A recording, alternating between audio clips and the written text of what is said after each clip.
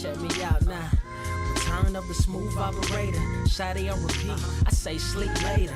This another favor. Consider me your neighbor. Lost a lot of fam in pursuit of the paper. She gon' catch the vapors when we slide by. The way I speak my mind, it's like I peak my prime, but I ain't close. I cruise through the night air. Fantasy a dream. Real world is a nightmare. Like Claire battling the brainless. Learn to live shameless. Talk about me a lot, but claim that I'm nameless. You aimless. So I'ma style on them. They washed up. It's a rap. Throw the towel on them. Gaining miles on them. Otakus for the win. Tacos, it depend on the mood that I'm in. Like Finn when it's time for adventure. This some new blue. Get ready to enter my mind for a few.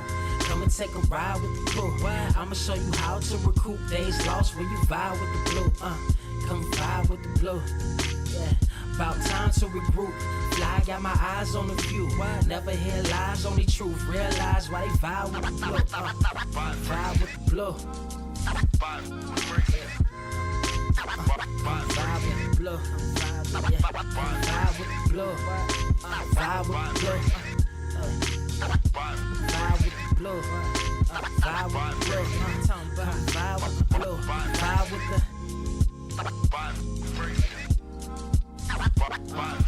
vibe with the sky. Wait, you know the rest. I'm blessed. I see you frontin' like you ain't impressed, but I still get requests. I'm playing Zelda on the GameCube. I quit spamming my music. Don't ever try forcing the links. That's a high rule. The wind waker, Mother Nature on my side too, controlling the elements. Go and check my avatar. I'm arrows ahead. Get the point moving forward. The battle scars accumulated over time are reminders of what I went through as a minor. But made me a grinder. The trees broke down for this loose leaf. If life's a game of death, I'm Bruce Lee. Ooh wee. Lose sleep on the regular, trying to get this word out. Then I crash nebula. Wish I had a very odd parent, maybe two, but it's cool. Everybody pays dues. Now it's time to make moves. Granny didn't raise me to lose. Think I'm in the mood for a cruise. Wanna ride? Come and vibe with the blue. Come vibe with the blue. Come vibe with the blue. Come vibe with the blue. Come vibe with the.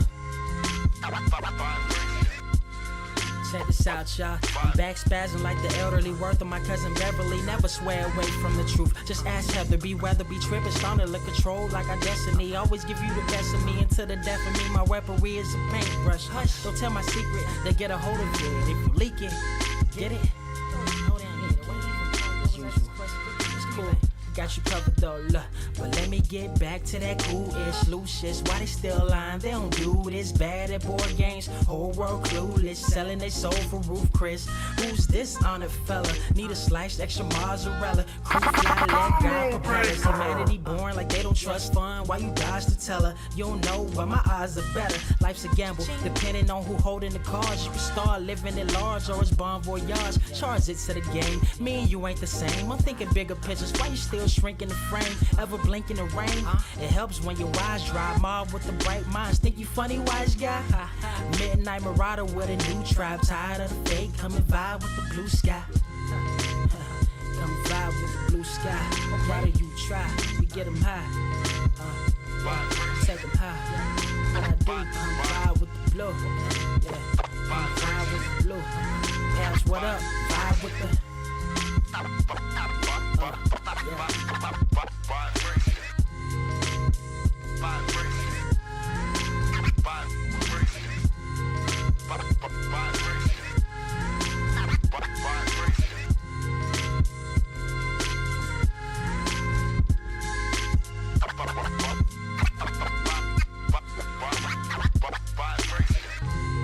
Motherfucker, are you out of your damn mind?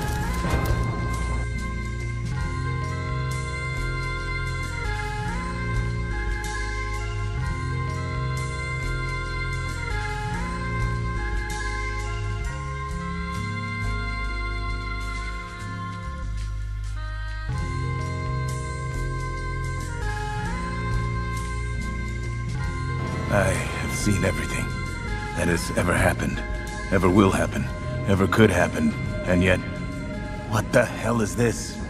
Are you ready? Word to wise, grass only greener when it's fertilized. Gave them truth in these songs, they prefer to lies. Destiny beautiful, adrift in her purple lies. You can't see me, you Stevie, wondering how I reach more evolutions than Evie and make it look easy. Dream on, yeah. Dream on, Dreamweaver.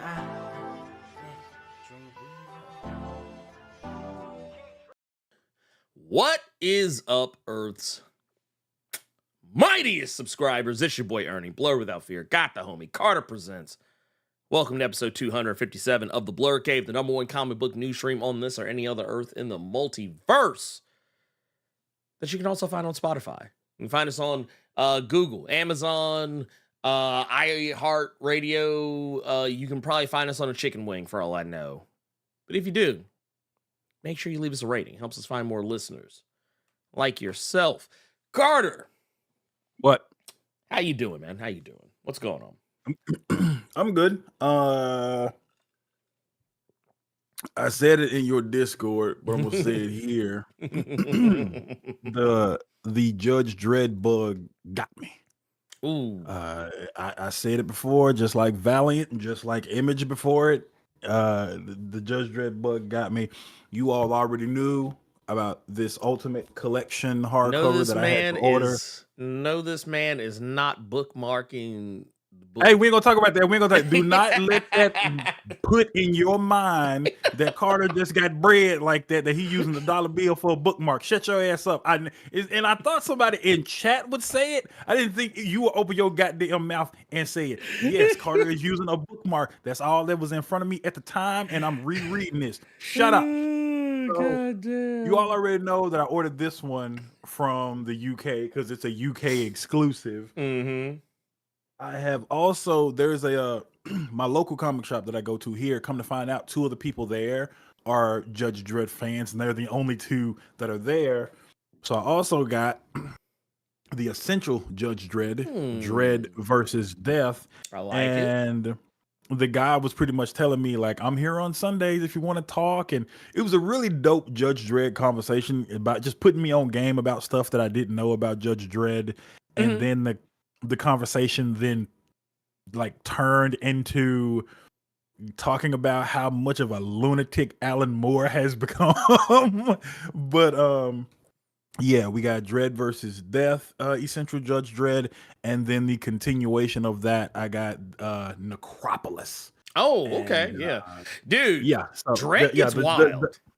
The Judge Dredd bug is it's 100% in right now. The one thing I will tell y'all, like, bruh, if Marvel started doing this, I would actually like it. Now, all you audiophiles, shout out to the audio listenership. You know I love y'all.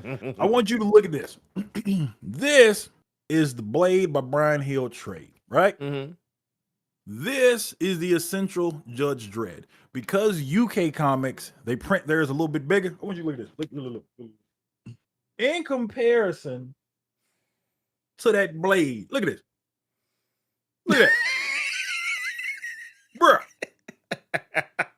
Yeah, because I think I forget what print format UK is on.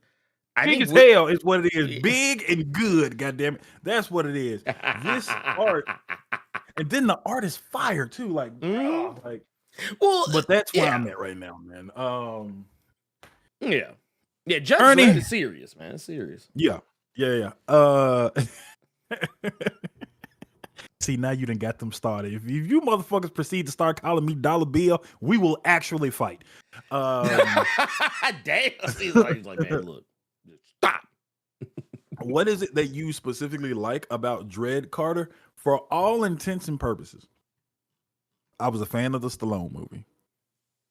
I was a fan of the Carl Urban movie. Those are what I liked about it. Was just the no nonsense, just like, nope, I'm the law, I'm the police, I am there. And plus, a lot of it had to do with my idea of what Judge Dredd was. Reading these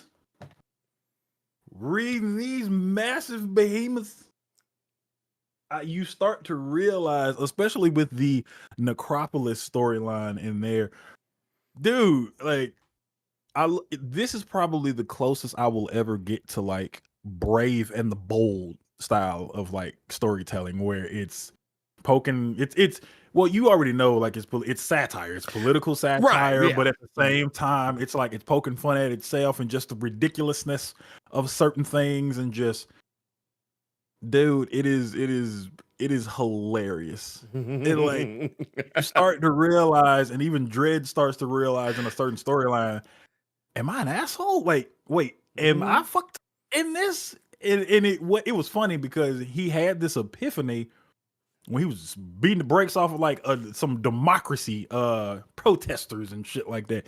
Big Money Jasmine with the I'm gonna say that's a 5 because the screen started blurring up, and I knew that wasn't 35. Because if so, let me borrow 20. This motherfucker. Anyway, it's the ridiculousness of the whole thing. Like case in point, Ernie, there was one part where Dredd catches this drug dealer that has a bunch of vials of like, let's say for the sake of conversation, like cocaine. Like he had 20 vials of cocaine. Dredd proceeds to give this man 20 months in jail per vial. Unless you tell me who you got this from. He said, well, if I can't do that, they'll kill me, they'll kill my wife and kids. Well, if that's the case, I'm gonna give you 5 more years on top of the 20. And in the process of him cuffing this dude up, another judge throws this woman out a fucking window. So the guy, because Dredd was startled, he hauls ass and runs. Dredd looks at the other judge and said, whatever you were going to charge this woman with, add another charge for obstruction of justice because the other dude was able to get. I said, bro. Look, but and that's the thing. So, like, I find it incredibly beautiful and heartwarming that your introduction to Judge Dredd was the Stallone movie. Because technically, I knew who Judge Dredd was. Like, I knew, like, who he was or, like, what he was. But I never actually read anything with him that didn't involve Batman. Like, I think there was, like, a Batman Judge Dredd crossover, like, way back. Yeah, I think I read there were that. multiple of them motherfuckers. Like I read that. That's how I knew who Judge Dredd was. But I didn't really get a full dose of Judge Dredd until that Stallone movie. And that made me, and actually what's even funnier, I read the novelization of that movie, which is actually infinitely better. But it's infinitely better than the movie itself. But then like that made me go down the rabbit hole as well. And that's why I know what I do know about. I haven't read, I will definitely say I have not like read a shit ton of Judge Dredd, but like Judge Dredd is something that like I have always had like this affection for. Yeah, just because reminds me of RoboCop, dog. Like it's action. That's why it's violence, but at the same time, like not to take. It's just a good. It's ridiculousness. It's like RoboCop and Face Off and shit like that. So that's why I'm enjoying reading it so much. That's why I said this is probably the closest I will ever get to like a Brave and the Bold, where it's just it's hilarious ridiculousness. And now I'm reading because I almost did a video because I just started reading 2000 AD because there's a Judge Dredd story in there I've been reading. And like it's about these kids. It's basically almost like it's a horror Judge Dredd story with like the Stranger Things-esque kids, and they all come from like they're looking for their friends that got kidnapped from Melissa McCarthy High, and what the fuck? They went to the Gills, the Bear Gills, like school of military, like you see what I'm saying? Like, yeah, that just sounds wild. Well, I mean, and to but it's fun. It's fun, brother. I actually, if Carter hasn't swayed you enough, I would say yes. I'm in full agreement. The Judge Dredd is definitely worth the read. I will tell you this though, there's a lot of fucking Judge Dredd. You will be reading for a long time. You'll have plenty to read. I had to jump down a rabbit hole because I wanted to make sure that I was reading the right Judge Dredd. And the one thing you all have to realize when it comes to Dredd, what'd you get? That A5, thank you. Thank you, Kaiser K. Kaiser Q, I mean. So for those who know, there's different paper sizes. There's like A and you have B. There might even be C. Oh, got you. But like, whenever I'm in Clip Studio and I'm like making my little pages and shit, I always have to like be mindful of which one is which. Like A5 is what the UK uses. I think we use like A2 or some shit like that. A2, A3, something Gotcha. like that. I Gotcha. forget it. I don't remember the exact dimensions because like it has to be in front of me to like actually see it. But yeah. That's why your book is so big, Carter. But that's why the one thing I cannot stress to you all, because you all, and I mean this respectfully, if you all do go back and you start reading specifically Judge Dredd stuff, you can't be a prude. What do you mean by that, Carter?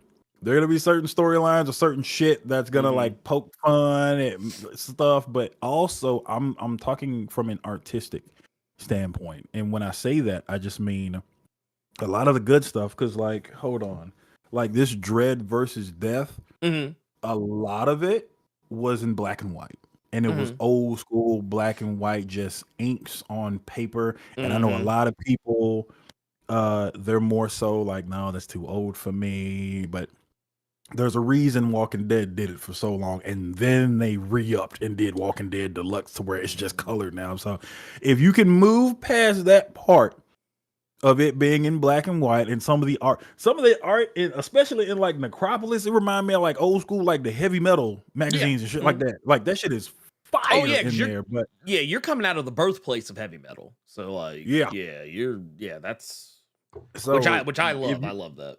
If you can get past that part, man, I think you all will have a lot of fun with it. It's just, again, because of how badly because they're trying to get an American audience and it doesn't really sell that well. So you really got to do some looking around to make sure you get the right things. I think the next book in these essentials is something by Garth Ennis, and I'm really scared of looking into that. I don't even know if I really just want to, but yeah, that's where I'm at with Judge Dredd right now. It's the RoboCop Brave and the Bold Vials. Ernie, yes, what you reading? Nothing right now except these super chats, which we are about to address.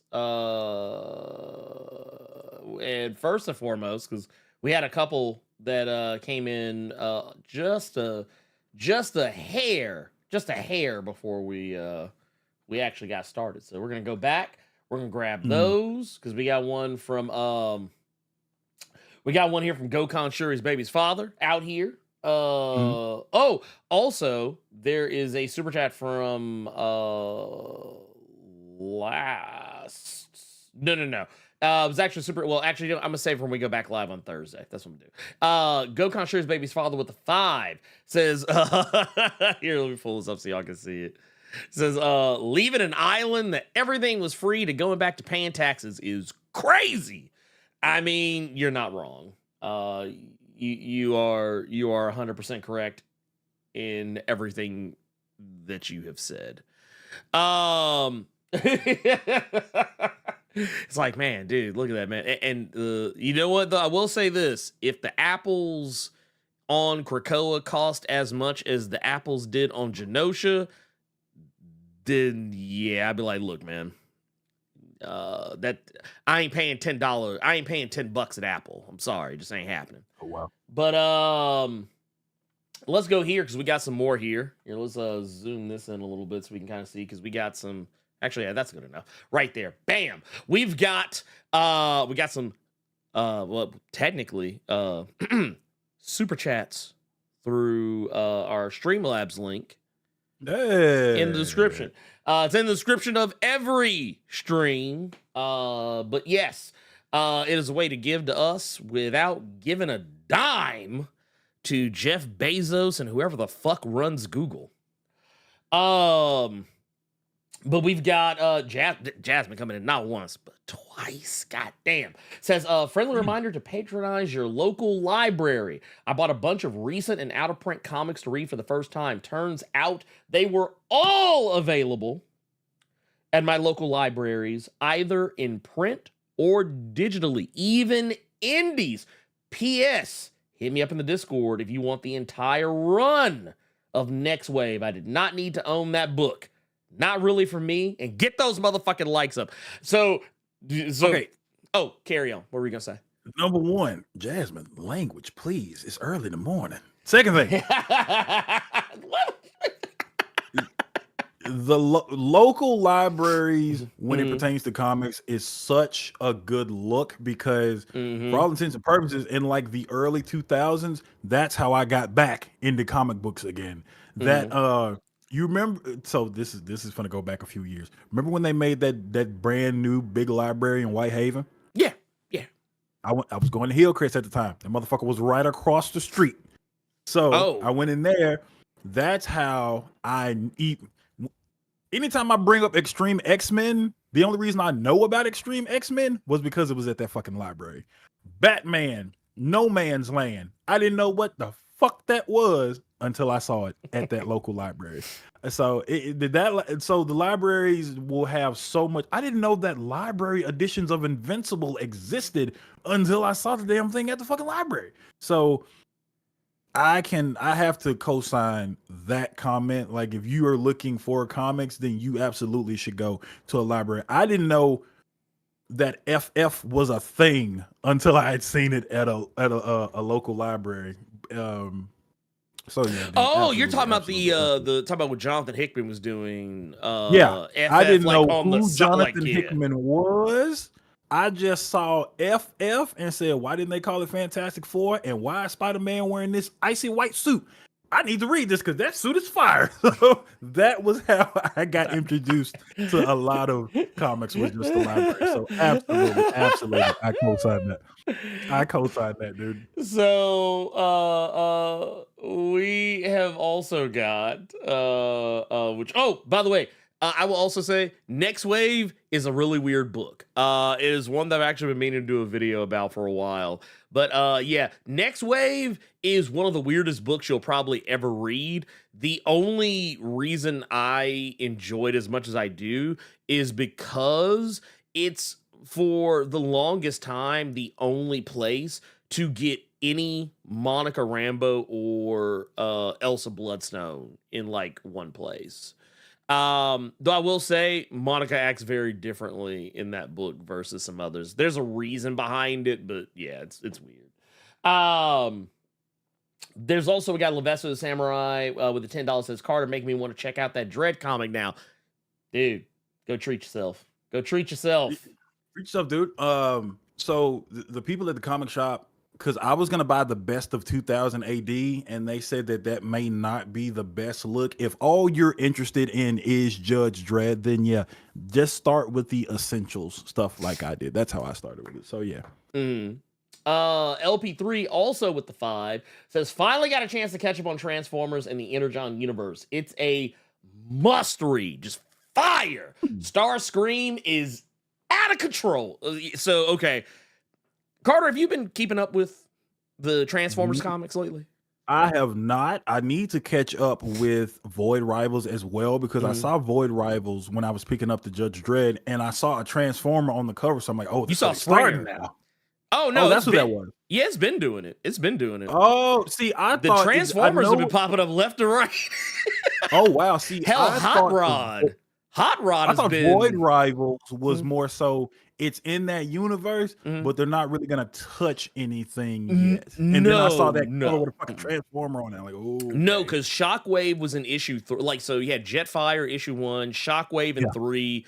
In the second issue, they didn't have a specific Transformer, but do you remember the ship, that spiral ship from the Transformers animated movie? Yes. That ship is there. So is the Quintesson that was like has the Imperial Magistrate reached a verdict? Okay. That motherfucker was there. And also Skuckzoid for no reason. And Shockwave showed up in 3. I forget, there was another Transformer showed up somewhere else, and Springer is on the cover of issue like 8 or 9 that came out like just this past week. Like, it's not like all Transformers, like it's more focused on the Zertonian and Agorian like war, but like it's very obvious that the Transformers have some influence or interconnectivity with that war. But the Energon Universe one shot that they did, that book shows you why Megatron is not around. I mean, technically, if you read Cobra Commander also tells you why Megatron isn't around. But the Injun universe one shot lets you know why Optimus had that cannon. He had Megatron's cannon just ready to rock. In that book. In Starscream, that motherfucker was nasty. Starscream was nasty. So there's two things. I don't want to get your opinion on them. Yeah. One is from Paris Yule. Look, Carter ain't trying to hear it unless you talking Silverbolt. Is that right? That's motherfucking Silverbolt. I mean, look, hey, I ain't mad at you. I ain't mad at you. Now, I'm sorry, and I have to reiterate. I mean, Beast Wars Silverbolt, not that edgelord from fucking Beast Machines. No, Damon, no. But I also want to see. I want to see your POV from God Thanos. Oh yeah, he's saying it's kind of crazy how the Injun universe came and completely stole the Massive Verse hype. Radiant Black, fight back. Wait, I'm in, Kyle Higgins. I'm gonna need you. Got 24 hours to respond on wax. You got 24 hours. You got 24 hours, Kyle. Well, so here's the thing. So right now, I'm actually getting back into Duke. I'm really enjoying it. Cobra Commander was fucking fire. Yeah. Cobra Commander, like, I'm not gonna lie, Cobra Commander made me reevaluate some shit. Because what I loved about it was that Cobra Commander was not the Weasley, whiny, scary-fied, always yelling, retreat! Every time G.I. Joe show up. No, that was not about Joseph Gordon-Levitt anymore at all when I read Cobra Commander. Actually, I'm gonna tell you who I've been saying this a lot. The Cobra Commander they're using in the Injun universe reminds me more of the G.I. Joe Sigma 6 Cobra Commander, because that Cobra Commander, that motherfucker had hands. That motherfucker was like that. I watched that motherfucker serve a whole squad of Joes and talk cash money shit. I was like, that's my Cobra Commander right there. That's my Cobra. That's my Cobra Commander. That's so you're just reiterating, Radiant Black, because he's saying that like no one is talking about the Catalyst War, because instead of him just writing a normal ass event, he wanted to do this choose your own adventure style and stuff, it backfired. That shit backfired. When I say it backfired spectacularly, I mean it. Like, I'm not gonna lie, it pretty much killed my interest in well, because I kind of knew what was gonna happen. I had this sneaky suspicion that he was not going to just stick with the one thing. Shit too. Yeah, just conversations with us. You kept saying that shit, and now it's not it's a choose your own adventure, but now it's happening at the same time, so both sides are knowing. Hopefully when that's done, he can clean it back up and get back in his groove. But Rogue Sun and Dead Lucky and them are still good. No. It's really just Radiant Black that has suffered from it. Also, shout out to Devontre with the 5 Blerd Club memberships out here, gifted out here. We also got, check this out. We also got that one was actually before the stream, so I actually did not get to highlight that, but I did actually catch Jamal Simmons out here hooking us up with the Blerd Club Silver. Says, what's your guys' opinion on the Trump trial? Oh, he of 34 convictions. Yeah, that guy. Actually, here's the thing. I didn't get to say it in my video. It's going to go up after we go off the air, but I find it nasty as hell that Chip Zdarsky released the finale of Avengers Twilight the same day that Trump caught them 34. I didn't even think about that. I was like, man, Kyle, I was like, man, look, Chip, you are I did not realize that. I was like, Chip, you a bad motherfucker. Wow. I was like, you a bad not only that, and I never really brought it up because I just felt like the political commentary was already pretty like obvious, like from the word go. But I'm gonna tell you something, man. Holy shit. I don't know if you really just paid too much terrible attention to your boy, Mr. Kyle Jarvis. I don't know if you paid too much attention to the motherfucker. I don't know if you really just was looking at him like that, Carter. But if you take them sunglasses off, you take them sunglasses off. That's your boy. That's your boy right there. That's your boy 45 right there. Okay, two things. One, I need you to check your Discord message real quick. Yeah. Let me read this from Elite X1 because I didn't even think about that. 34 convictions. Yeah. He's a felon now, but still might be eligible to run for president. Which is just wild to me. What's funnier about that is I can see some shit like that being in Judge Dredd. Like, he got 34 convictions, 100, no. He's still chief judge. He's still the president right Oh, like, yeah. Here. That's funny. That's funny. Here, I got this for hilarious. you. I got this for you. But no, Carter's got to run take care of some business right quick. But I go and tell you right now, for me, I think it's hilarious. I agree with Elite X1. That motherfucker. Yeah, it is one of those situations where this is very telling about our political infrastructure, that someone can be a convicted felon and still run for president. Like, they can still run for president and potentially win the presidency. But here's where I think some of that I want to have hope. And hope is a dangerous thing, because I had hope back in 2016. I honestly didn't think Trump stood a chance of winning. Then he won, and that proved to me that America is dumb. Like I already knew America was kind of dumb, but now I know they're very dumb. We are a very dumb country. I got hope in 2020 because people were like, oh, this thought experiment failed. But now there's just enough people who kind of want to go back to that thought experiment that I think this country might be for the streets. But we'll have to play the waiting game on that one. We'll have to play the waiting game. And that's fine. That's fine. I think we're going to be good. I personally think we are going to be good. First and foremost here, another thing I want to do, we're going to go back to, because we got one here from, here we go, Booyah. Let me see if I can actually pull this up, because normally I have this stuff set for, normally I have this stuff set up for like when we're doing like, okay, yeah, here we go. I'm gonna pull it up here. We'll do it like this. This will be a way to do it here. Let's take that out of the equation here for a second, and we'll do this. We got one here from Devontre here. Says, fellow Blerds, let's celebrate change from Krakoa with a change of heroes and spandex. Looking forward to sharing more tokusatsu content with y'all, as well as more guest information from More Phenomenal Expo here in San Antonio. Out here with $20. Yes, dude, out here. Love to see it. Which, by the way, yeah, I actually forgot. Yeah, dude, More Phenomenal Expo. I'm gonna have to look. When Devontre, when is that popping off? When exactly is that popping off? Oh, hey, welcome back, Carter. Yep.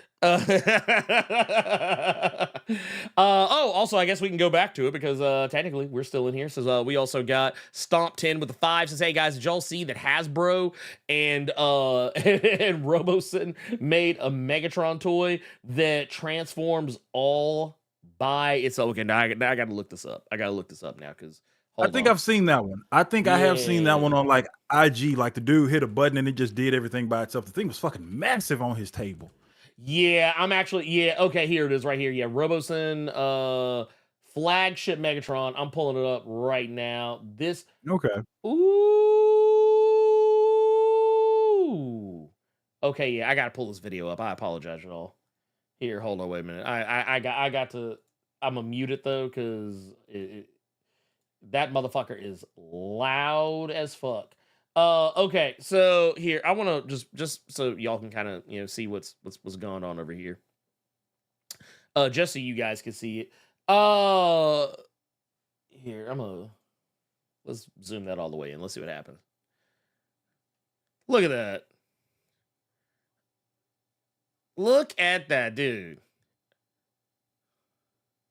Bruh. Yeah, I think it's massive. Bruh.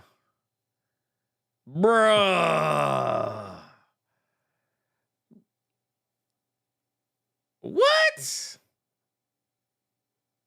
Stop. Oh wow. So, bruh, stop. Dude, and they got the Frank Welker.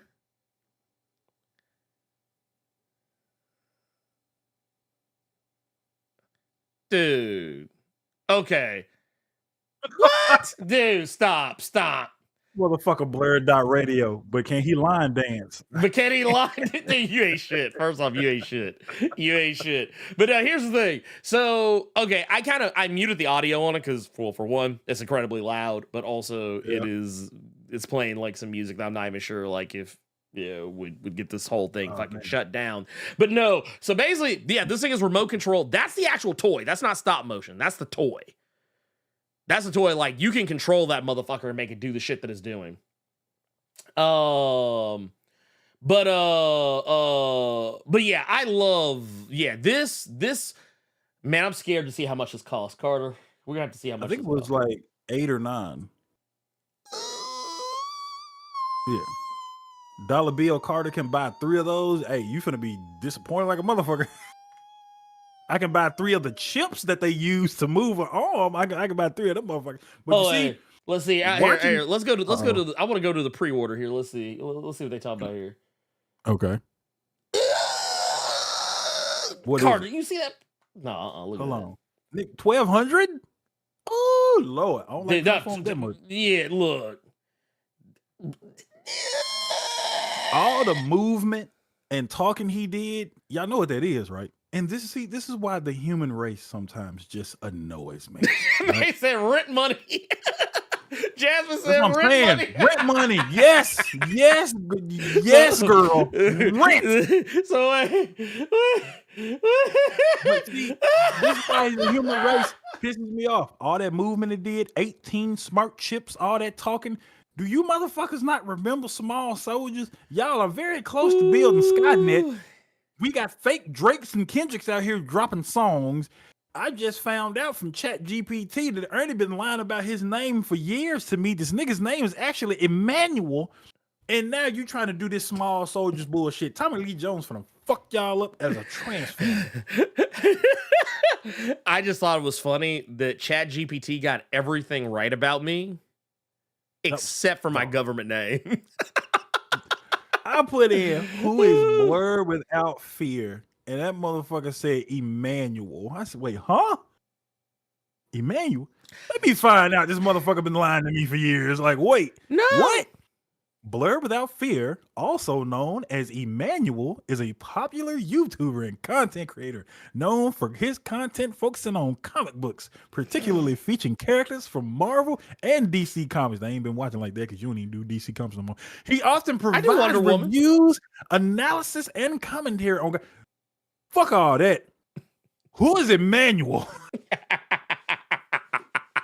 Because that's 97,000 subscribers. And also, congratulations on that one. 97,000 subscribers. However long this motherfucker been streaming, and ChatGPT said, oh, Emmanuel? E-Man? You know what? You know what I actually want? I wonder if they actually got me confused with E-Man.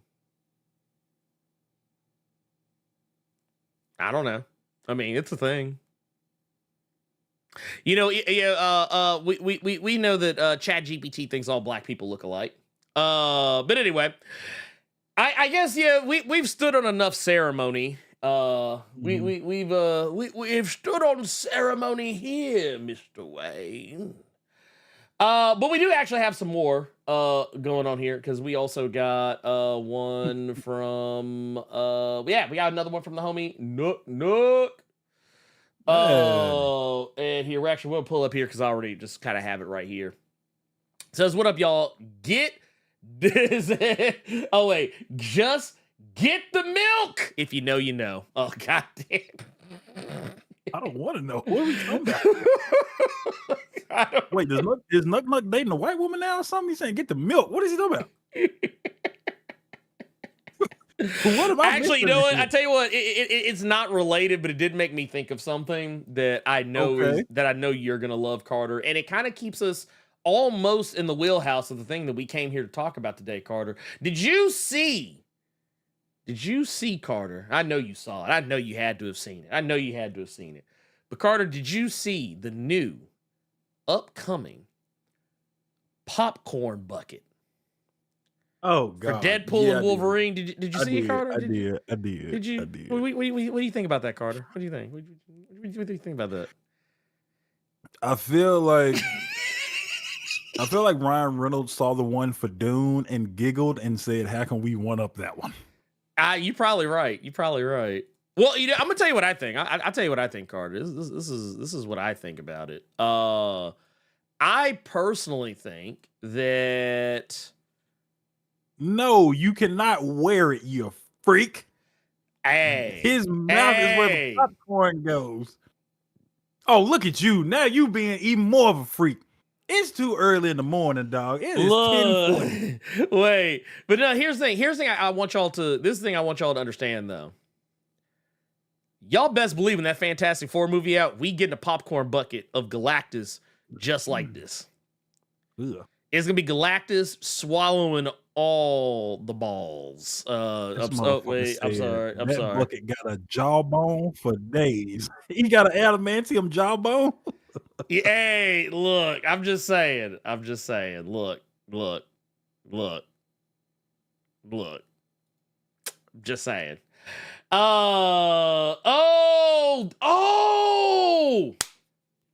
Okay. That's what it was. Okay, so for those that don't, okay, you know what? My mind is so far removed from because I've slept since then. I now know what Get the Milk is for. Okay, got you. I'm here. No, I posted something on Twitter yesterday talking about how there was this TikTok that I found on Twitter that was basically talking about how if it's just easier if I pull it up, actually. But basically, it was talking about how, like, if you like Storm, like if Storm is your favorite X-Men, or that, like, if you want to be able, if your desire is to be able to control the weather, like you want to have powers just like Storm, then you might be gay. And I was like, damn, I'm out here questioning myself now, because I always kind of wanted Storm's powers. But while I am here, I need to make sure I save this because this is actually a good tweet to hold on to. Dear Spotify listeners, here's your reminder that this is not a kid show. Yes, no, not at all. Not at all. I will have you know, not at all.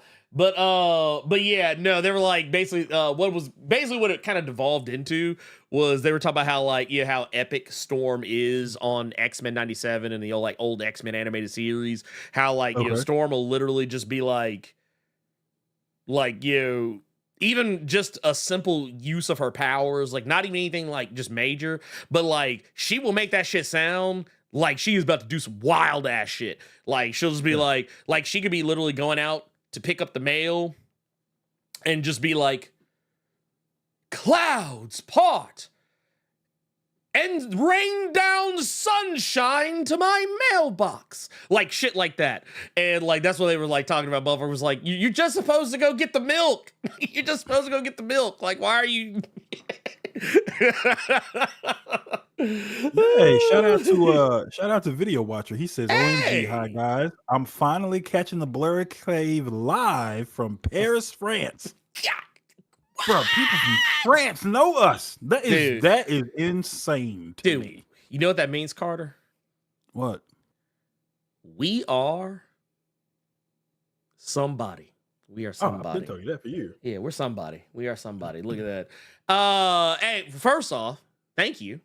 Thank you for catching us all the way out there, like literally the opposite side of well, not the exact opposite side, but across the damn pond. Jeez, man, that is wild. Oh, wow. That is wild to me. You're from Stockholm here? That is wild. Get fuck out of here. It's nutty how many people just around. Because I know we have some Trinidadians in there. I know now we got some Frenchmen walking around here. People in stock. There you go. We have gone international. That is crazy. So wait a minute. Can we literally this is Earth's mightiest international? Like, is this like a Justice League Avengers like crossover thing like we got going on? The intergalactic empire of Blerd Cave. Yeah, right. That's what it is. But which, by the way, speaking of that, you mentioned that. So was that Marvel Rivals thing what I thought it was? What do you mean? There was a thing they showed at the end of like when they did their like console announcement. Yeah. Where they were like talking about something like Beyond the Stars or and then they kind of slick showed what looked like Black Panther's legs, and he was surrounded by heart-shaped like everywhere, like as far as the eye could see. I was like, are they trying to hint that they're gonna add like the intergalactic empire of Wakanda as a stage? Oh no, what do you think? I think that's exactly what the fuck it is. Okay. He's like, I guess. You know what? I do want to say too, because I just saw this and I'm so happy that he did. Tim Seeley, writer Tim Seeley, friend of the channel. Tim Seeley has responded to my request for information about Revealer 2. Though he doesn't really give an answer, but basically just lets me know that he's got some shit cooking. Which I thought was pretty cool. Okay. I thought that was pretty cool. But yeah, so if you haven't done so already, make sure you go check that out. Man, we got our peoples out here, man. I love to see it. I love to see it. Well, you know what? I say fuck it. Let's go. Let's get to the thing. Carter, did you read Rise of the Powers of 10? Yes, I did. Number 5. You did? Okay, cool. Did you read like all of the Fall of House X, Rise, Power, Sin, whatever? Yes, I did. Okay. So yes, I did. You know the one thing I can say about it right now? Go ahead, shoot. The one thing I can say about all of the stuff right now is the 50th issue of Wolverine was good. It ended good. That's all I got for you. Damn, Wolverine was good. This guy, look, he chose violence. Well, I mean, I thought the Rise ended well. I thought it ended a little bit better than Fall.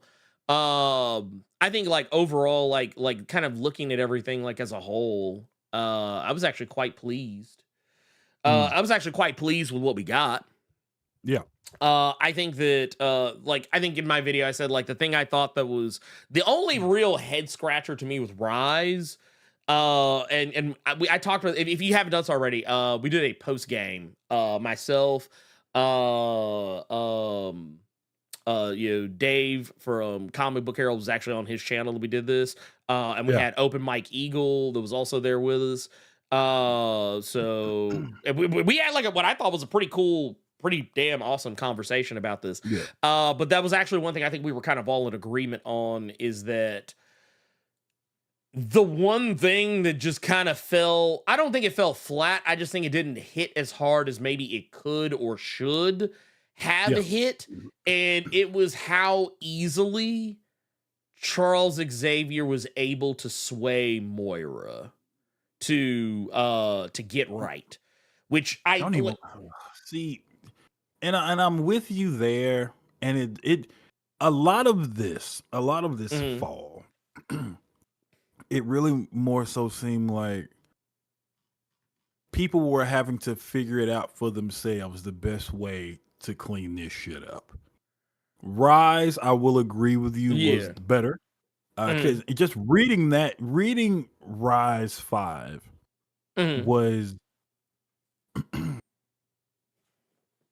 it was a clear-cut example of you didn't give me enough to work with, so I got to do it myself.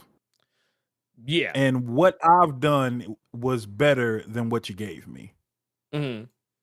That's really how I think about Rise number 5.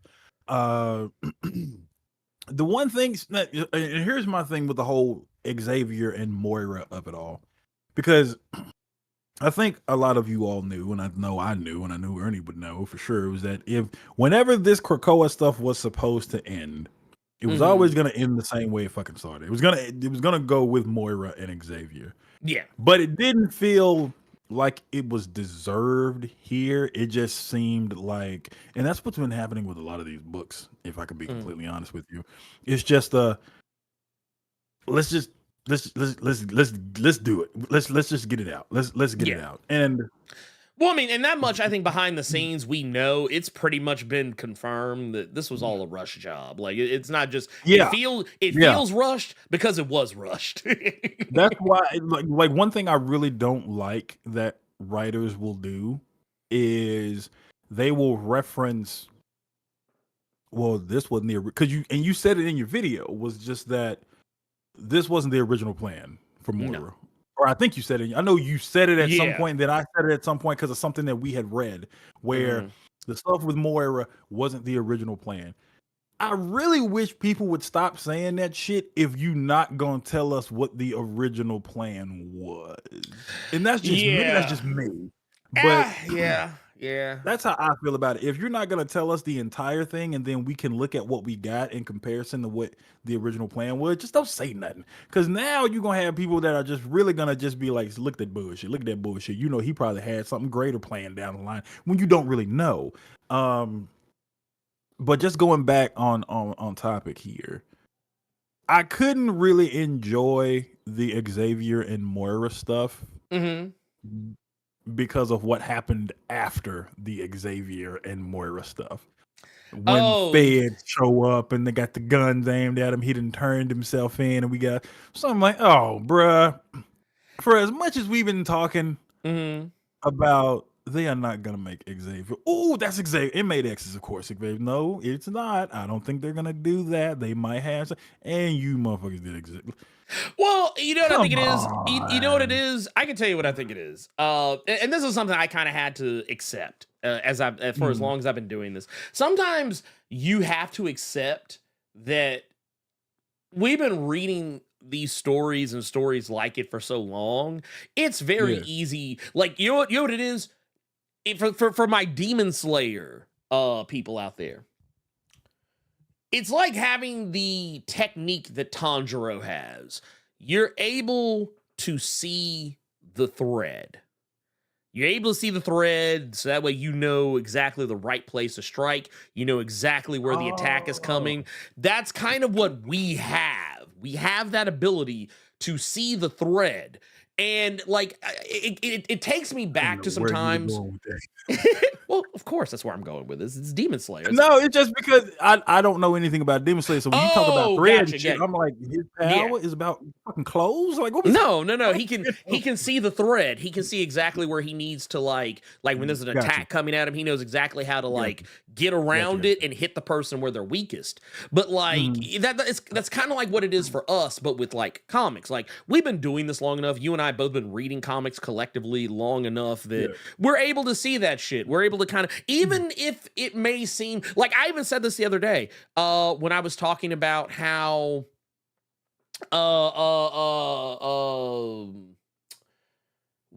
why there was something, I think it was something that was going on with it was in X-Men Forever. That's what it was. It was X-Men Forever. And I just was kind of joking.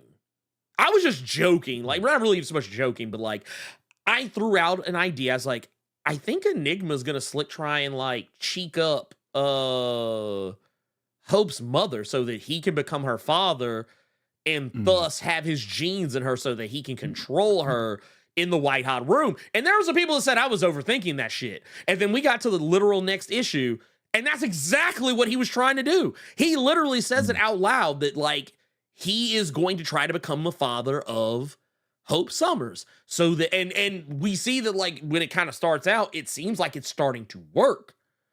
But then like, you know, Jean steps in and kind of breaks up the whole thing. And it's like, it's one of those deals where like, yeah, sometimes, yeah, like I said, if you engage with something long enough, a type of story long enough, you just start being able to see where certain threads are like, of course, where they're coming up. And I don't think that makes the story bad. Honestly, I kind of feel like at that point, I feel like it's just unfair for me to judge whether or not something was low hanging fruit or not. Like, I mean, yeah, if I'm able to figure out, but the thing is, there's a lot of other people who didn't see that shit coming. You're right. It's You're right, kind of but it's kind of the same thing with the Hydra Cap thing. There were a lot of people like now everyone wants to say, oh, everybody was saying that the new Captain Krakoa was Hydra because they want to minimize the fact that I was right. But it's easy to say that shit with the benefit of hindsight. But the thing is, the reality of it is that there were a lot of people who gaslit me into wanting to second guess myself on the thing. And then when I was right, then those same people tried to gaslit me and say, well, technically you were right, but everybody else was saying it too. And it's like, no, they weren't. No, they weren't. Stop the cap. Literally. But yeah. Just to get back to it, because I see your point in it, but I will still say that, like, for everybody that didn't see a thing happen, I believe you still have a lot more people that are reading these stories that you knew what was going to happen, and you still, even with everything that you're saying, you still you don't want to be right. You're hoping that because these writers are and these storytellers are in the position that they're in, you're hoping that you just being Joe Blow motherfucker in his room right now can't cause some shit that they're getting paid to have bigger, like, to give you more expectations and stuff. So my whole thing is just like you still want to be surprised. You still want to, or you're hoping to be surprised. Yeah. You're hoping to not see something that you yourself will call. That's why I like certain movies,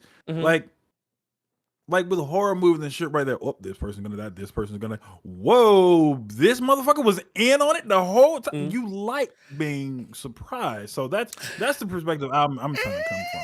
I mean, I'll be honest with you. I don't come at it from that angle because, and this isn't like a humble brag. This isn't me like trying to like flex, but I'm really good at predicting how shit's gonna go sometimes. So like when y'all hear me say when I and like, 'cause y'all probably see it, I say it a lot of times in different videos. I say, oh, I didn't expect it to go that way, but it's because I also write myself. So like I can usually think of like, oh, well, if I was, I'm very good at putting myself in the position of another writer and thinking like of all the different ways they could go with the story and be like, okay, it can go this way, or it can go that way. It can go this way or that way or that way. But I think this is actually the most likely way to go. Or if it was me, this is the way that I would go. And a lot of times, I'm not saying I'm right every time, but like, when me and my wife my wife hates watching movies with me sometimes. She hates watching movies with me sometimes because I'll literally be like, it was that motherfucker. Like if it's like a whodunit, I'll be like, it was that dude right there. And she'll be like, how can you tell? I was like, I don't know. It's like it'll usually be like stuff that a character does. There's little like foreshadow. And also, once again, like when you have read a lot of stories, and let's be real, there's only really, realistically, like 7 actual plots in the world. And every other plot is just a variation or a remix or some kind of a mixture of those 7 plots. It's kind of like how I used to always tell people, like, and my wife used to hate me for saying this, whenever she was watching shows like House or Grey's Anatomy, I was like, these shows have 7 episodes. They just remix them over and over again to make new episodes. That is diabolical. Man, how many seasons are these goddamn shows? I think Grey's Anatomy just recently hit like 23, 27, something like that. Yeah. Disgusting. But that's my point though. All of like every type of story has already been told. The only thing you could do is change or tweak little things. And the hallmarks of each of those stories, like case in point, even though I didn't really guess from, I knew where it was going. Like not in terms of the story, but in terms of how ridiculous the show was going to get as it progressed forward. I was like, I can already see the writing on the wall. This show is going to start being way too much like Lost. And I was like, let me bow out now before I get too invested and then just wind up angry by the time I get to the end of it.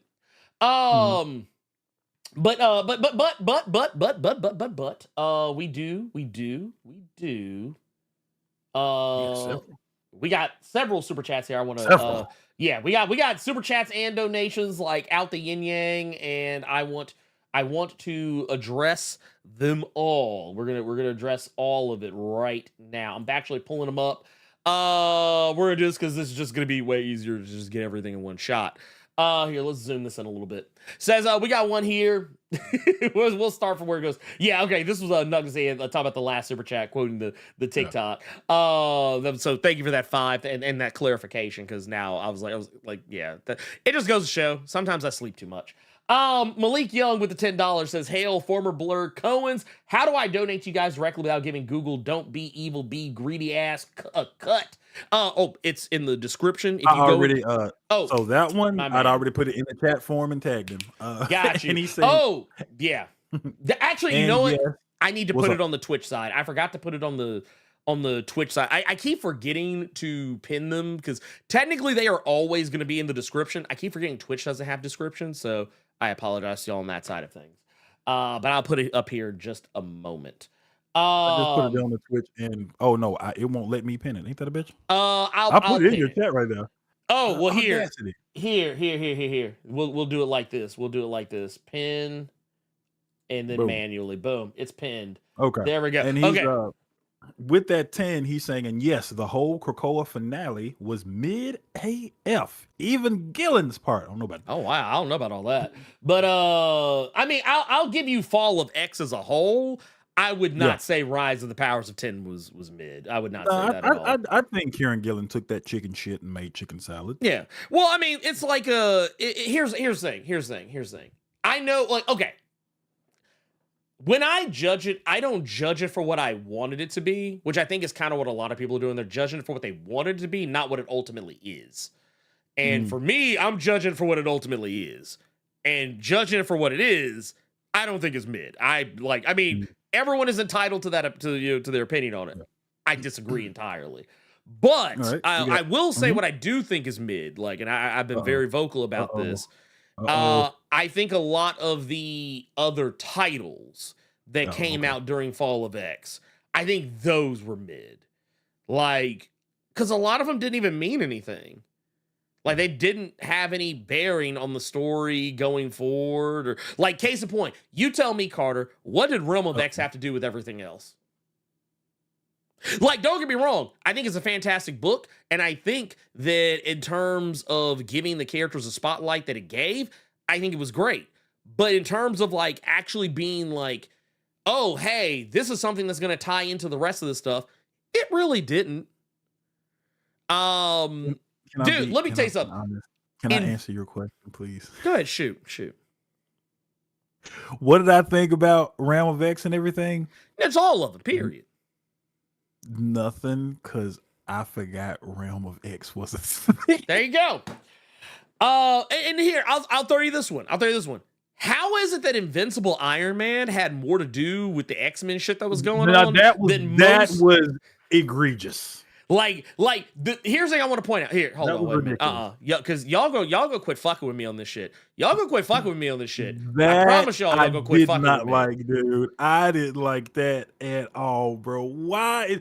So you all can't hang basically if you ain't got an Avenger there. That's all that whole thing screamed to me, was that you motherfuckers are on the bottom of the totem pole, and look, all it take is one Avenger, and we can just pretty much save all of y'all asses. That's what that screamed to me. Well, I mean, I'm looking at it right now. The Fall of X titles, as it goes down the line: X-Men, Astonishing Iceman, Wolverine. Actually, here, let's go. I'll break them down in order in their importance. X-Men. I think X-Men was important, but it did kind of get wishy-washy at points. Astonishing Iceman, I thought was great, but ultimately did not really tie into anything major outside of letting you know that Iceman is not going to be around for the final fight of Fall of the House of X, Rise of the Powers of 10.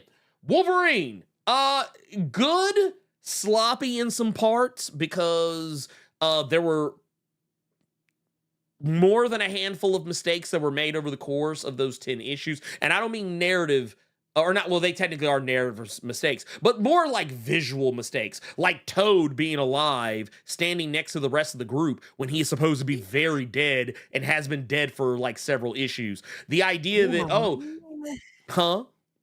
I've see now. I'm not even coming from your standpoint when you're talking about Toad and all that other nonsense. Yeah. My thing was Wolverine didn't really have shit to do with the fall of X until like the last handful of issues when you saw the fucking Stark Sentinels.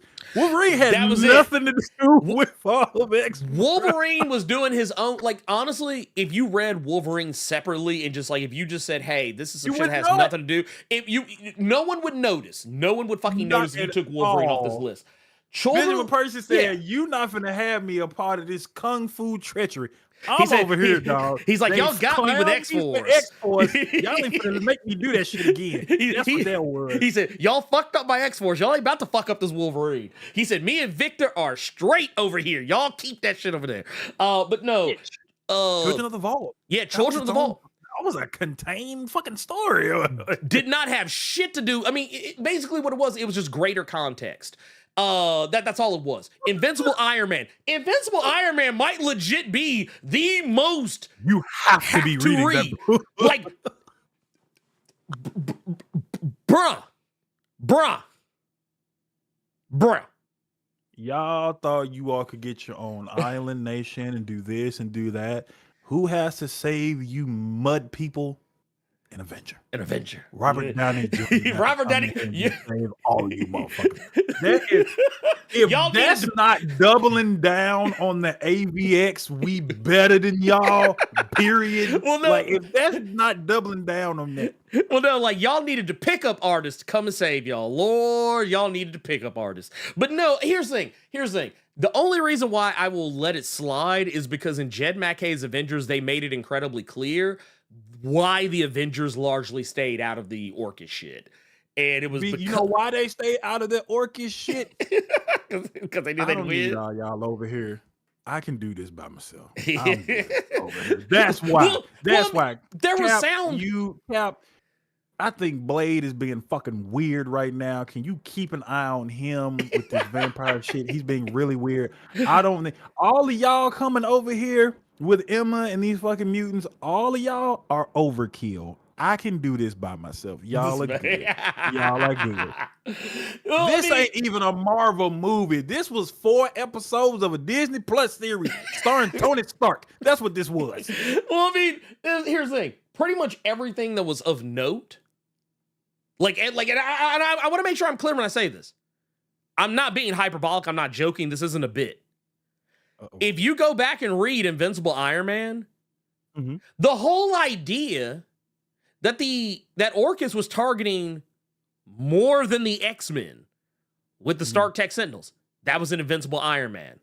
The whole idea of the Stark Tech Sentinels comes from Invincible Iron Man. I mean, it would make sense because they're Stark Tech Sentinels, but like everything going on with Dr. Stasis and Fei Long and like it was. Yeah, anyway, but the point of the matter is Dark X-Men did not matter. It was good, but it did not matter. It did not fucking matter. Uncanny Avengers, I thought was great, but guess what? At the end of the day, didn't fucking matter. Realm of X, fun story, didn't fucking matter. I couldn't tell you what Realm of X was about, dog. I don't know. I am drawing a blank. So it was the book that was about magic and Typhoid Mary, Mirage, Dust, and Curse being trapped in Otherworld.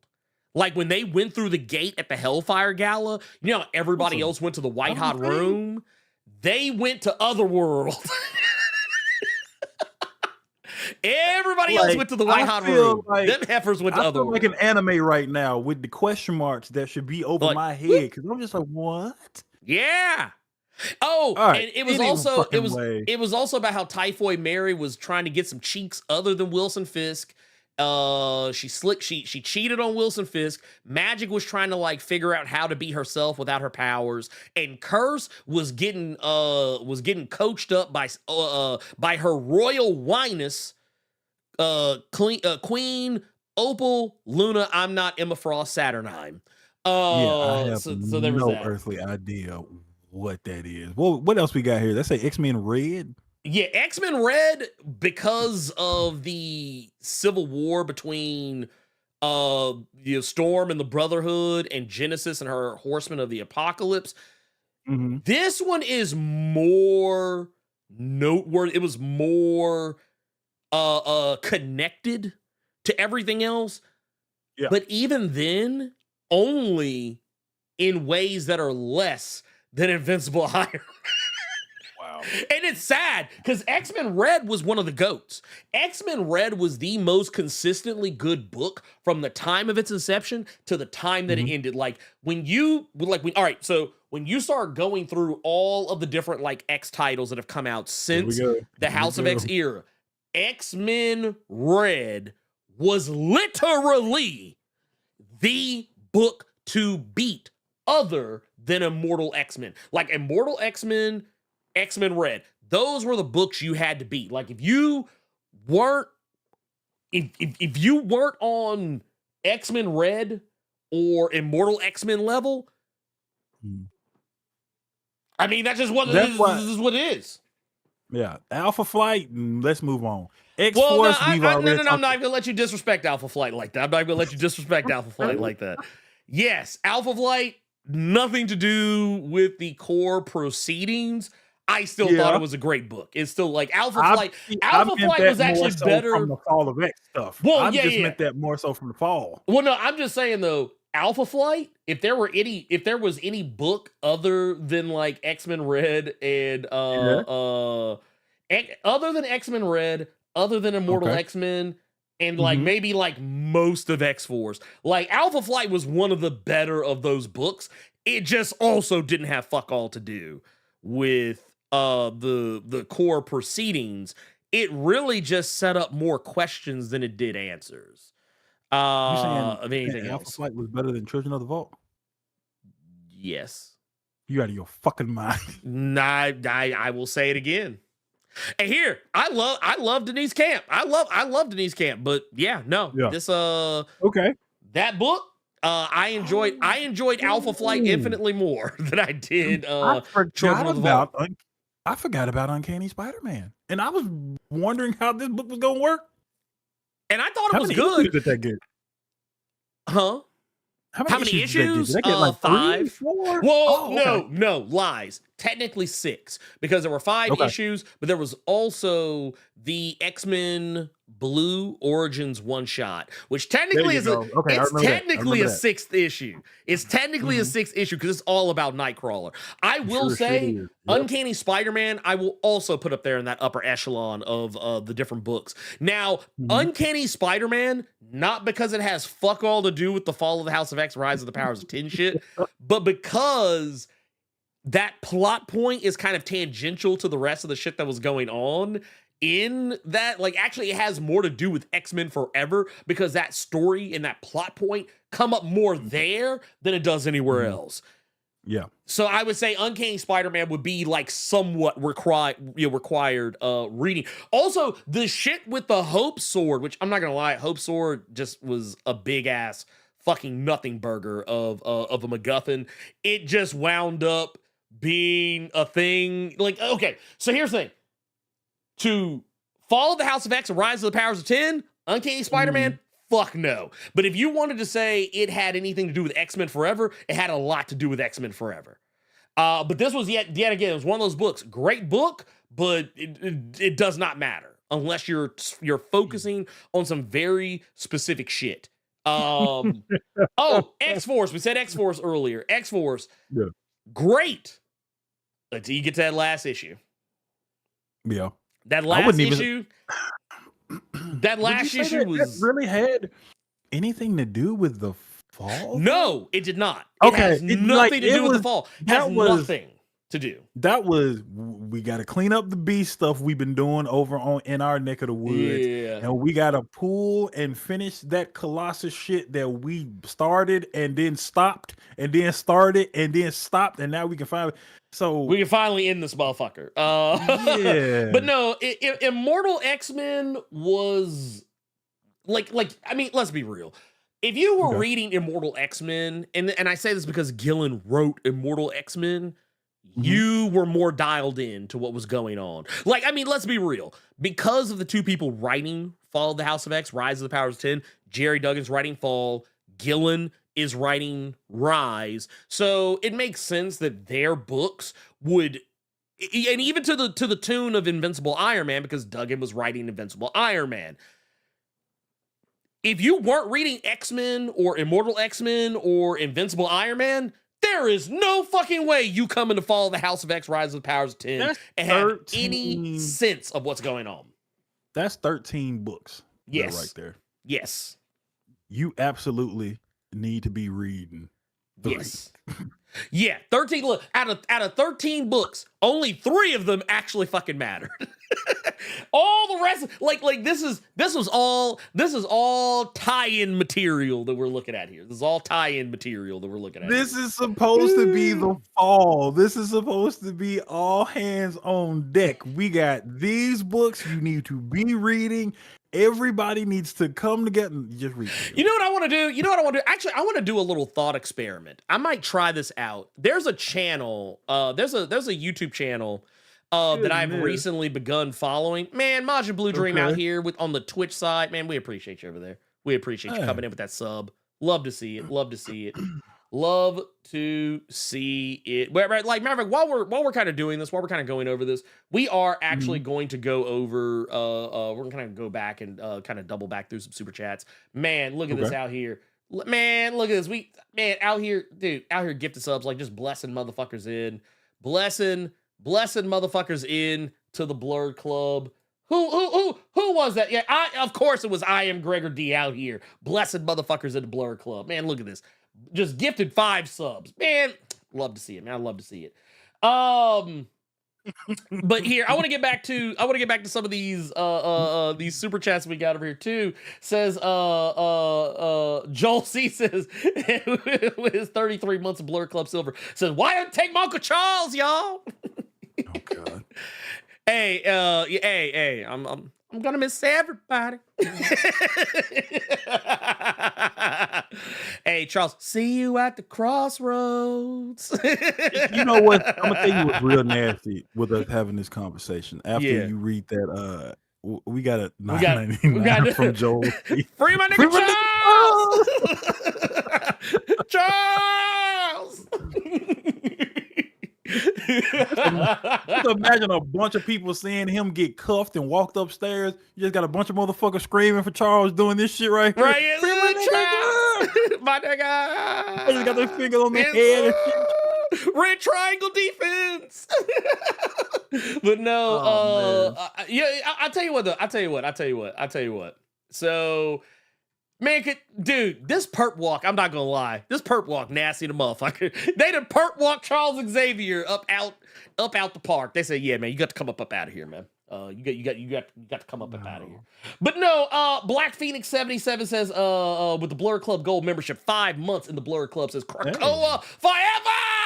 Do we have a Wakanda forever? Do we have how do you do a Krakoa forever? How do we do that? Is there a way we make that? You put your head down in shame. Is that you have to be saved by Tony Stark and all of this. That's what you do. Oh, you know what I forgot? There is actually What's two books that we didn't talk about.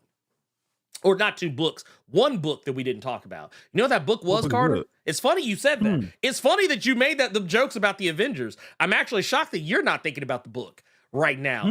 But there was another book that technically it's not required reading, but it does explain some shit as to why the Avengers were instrumental in helping the X-Men get around the whole so was one violation you doing right now. What's that?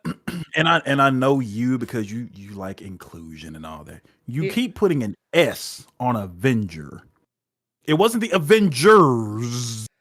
It was Tony Stark. Actually, no. And then making a quick phone call, hey, help a nigga out one time. Actually, no.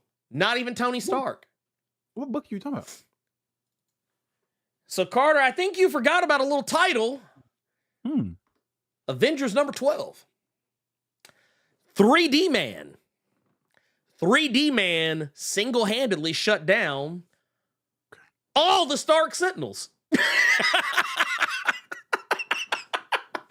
So actually, no, I take that back.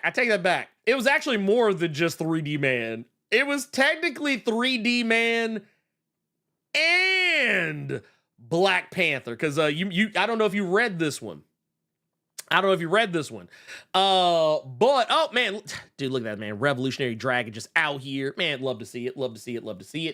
But no, 3D Man, because I remember there were so many people on Twitter who got mad, and a lot of them started kissing Jed McKay's dick after this.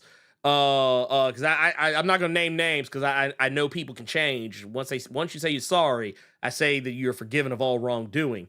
But the point of the matter was, there were some people on Twitter over on the X spoilers side of things, people that are a little too terminally online for my taste, who were like, man, this is some bullshit.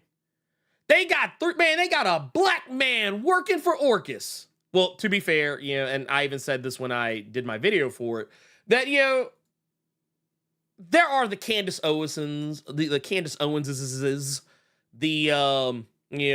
what's that boy's name that be on Fox Sports? What's that boy's name? I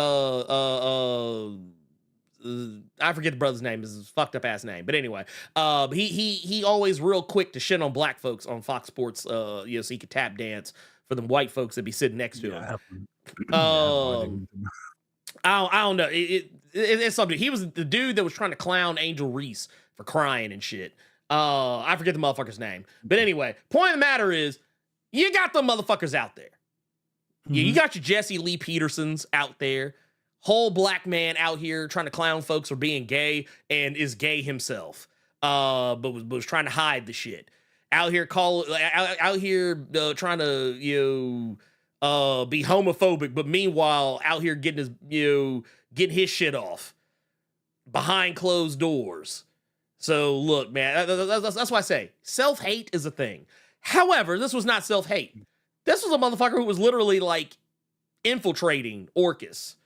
A lot of people forget about this plot point because it was only in 2 issues. But you get to a point, and here I'm gonna pull this up, zoom this in so y'all can see it. We're gonna enhance. But Black Panther basically put the Wakandan programming in him. So basically, this man seriously believed he was working for Orcus. A lot of y'all may not remember 3D Man. He was from Avengers Initiative. But also used to be the Avenger Triathlon. Some of you may not remember Triathlon. But during Avengers Initiative, he got the original 3D Man's glasses and was using them to basically affect the same power as 3D Man, just being able to see all the different angles and see like to the heart of things. But ultimately, he ended up actually gaining the power like naturally, like the power of the glasses became a part of him. And well, that being said, this guy is like, he's working with Orcus. And by the time you get to the end of it, come to find out, oh yeah, this guy, he literally just kind of, he literally just pops in and says, all right, cut all this shit off. He literally comes and says, yeah, cut. He's like, yeah. All Sentinels in orbital combat arena, deactivate. Authorization Garrett 439, done. Cut the check, get him the fuck up out of here. So yeah, it was technically 3 Avengers. 3 Avengers. It was 3 Avengers. So it was the equivalent of Black Klansman, but with Orcus. Basically. Okay. But if you take Adam Driver out of the situation, and just replace him with 3D Man. Yeah, that's basically what was going on. So yeah, there was that. And I mean, yeah. So yeah, there were 2 issues of Avengers that was more important than those 10 other books we mentioned in the whole like in this. So you got 13 books listed here. Only 3 of them are important, and one of the ones is issues of another. That is nasty work. You need to read 3 books and then 2 issues of this one over here. Yeah, basically. But here's the thing. I'm gonna tell you why all this happened. I actually was gonna save this for a video. I may still do the video, but basically, yeah, this was all. Like I said, when I hear people saying, "Man, this feels rushed," it's because it is rushed. It was very rushed, very rushed. And let's the elephant in the room is that yes, Marvel is trying to put the X-Men in a position where they are a bit more recognizable and not beholden to something that Jonathan Hickman did that he's not even around to do anymore. Which is fair because let's be real. While I love Jonathan Hickman, it's actually kind of good that he's doing other shit because I feel like Jonathan Hickman works best when he can keep the toys out of the toy box as much as he wants. I think you could look no further than his Ultimate Universe to kind of see that. But also, I'm kind of glad he's not doing this shit anymore because, man, do you know how ugly it would have been them trying to make gods part of the fucking House of X era? Like, Jonathan Hickman was still writing X-Men by this point. Like, he was still over the X office. He would have shoehorned that fucking gods shit into X-Men so hard that I don't think it would have been good for anybody.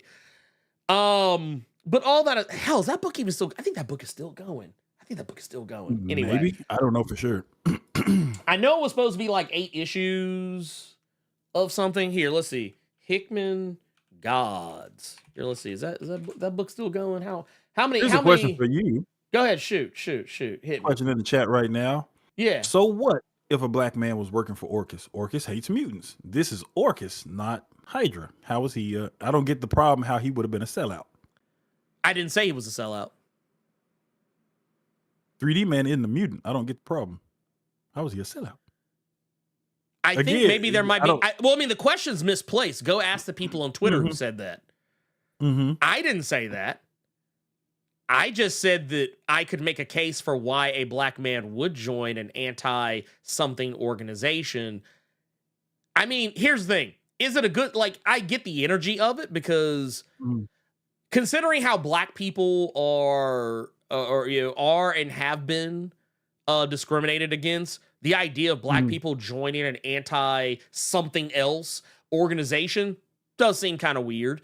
However, once again, as I said earlier, there are always things called outliers. Once again, I go back to my Candace Owens's, my Jesse Lee Peterson's. Speaking of, yes, they said the guy you were talking about is his name Jason Whitlock, apparently.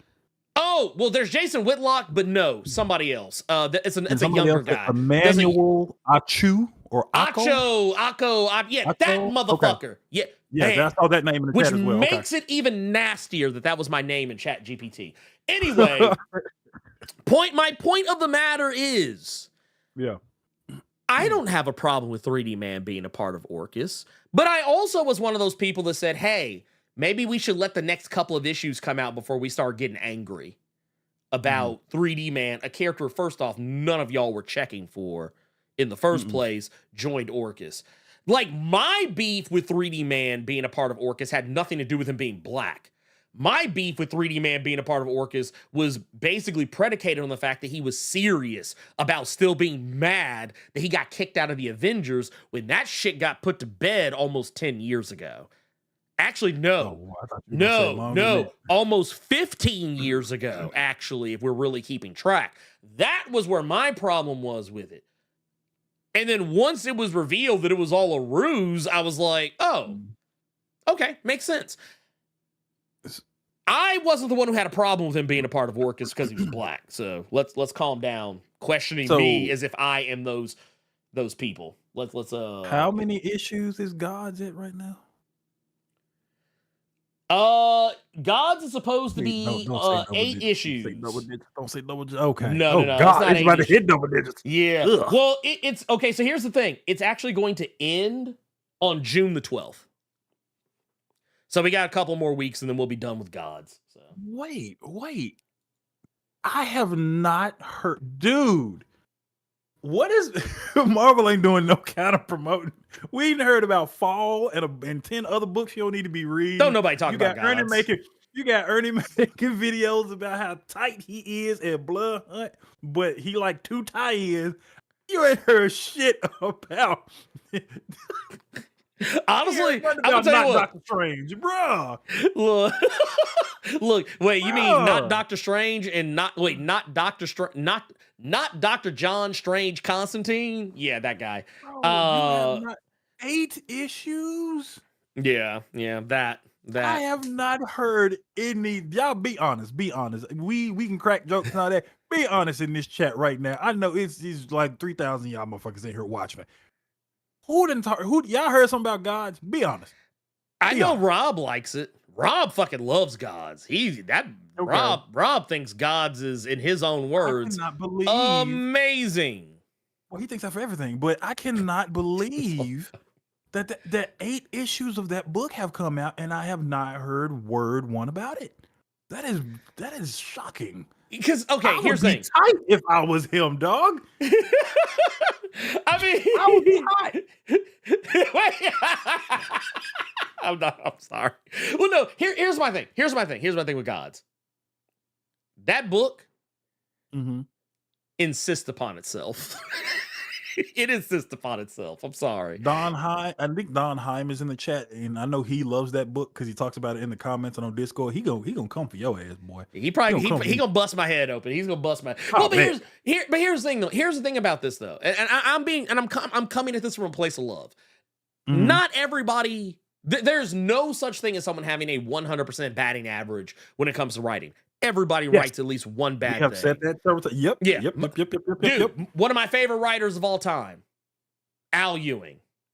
We've been talking. Oh man, we've been saying this shit for like the past 3-4 weeks now, dog. For every hit, there is a miss. There's a miss out there. When you left me, you bastard. When you walked out. When I told you about the Joker and Chip Darcy's Batman, every baddie that got a hit got a miss sometimes. Oh, dog. yeah. We've talked about that shit for weeks. Oh, dude. First off, okay, so y'all know I did like the comics for the Cure thing with Comic Drake. Emmanuel might ban you from chat for saying that, Black Phoenix. He said Al Ewing is phoning it in on Thor. Nah. He ain't phoning it in. Well, to be fair, I will say this. I have not read past there was an issue that came out after the Roxxon special. Oh wow, I didn't know that. Okay. That I have read. I think there's another issue that's come out since then that I have not read, so I can't say 100%. But I will say, I don't think he's phoning it in. I think he's doing something that is very different than what I think people might expect. And like, case in point, if you read the Roxxon special, I don't think that's phoning it in. Like, he's basically what he's doing is Al Ewing is pointing a finger at the comic book industry, specifically at fucking Marvel. And he's making fun of them. He's making fun of Marvel. And he's not being slick about it at all. He's being very open and honest about it.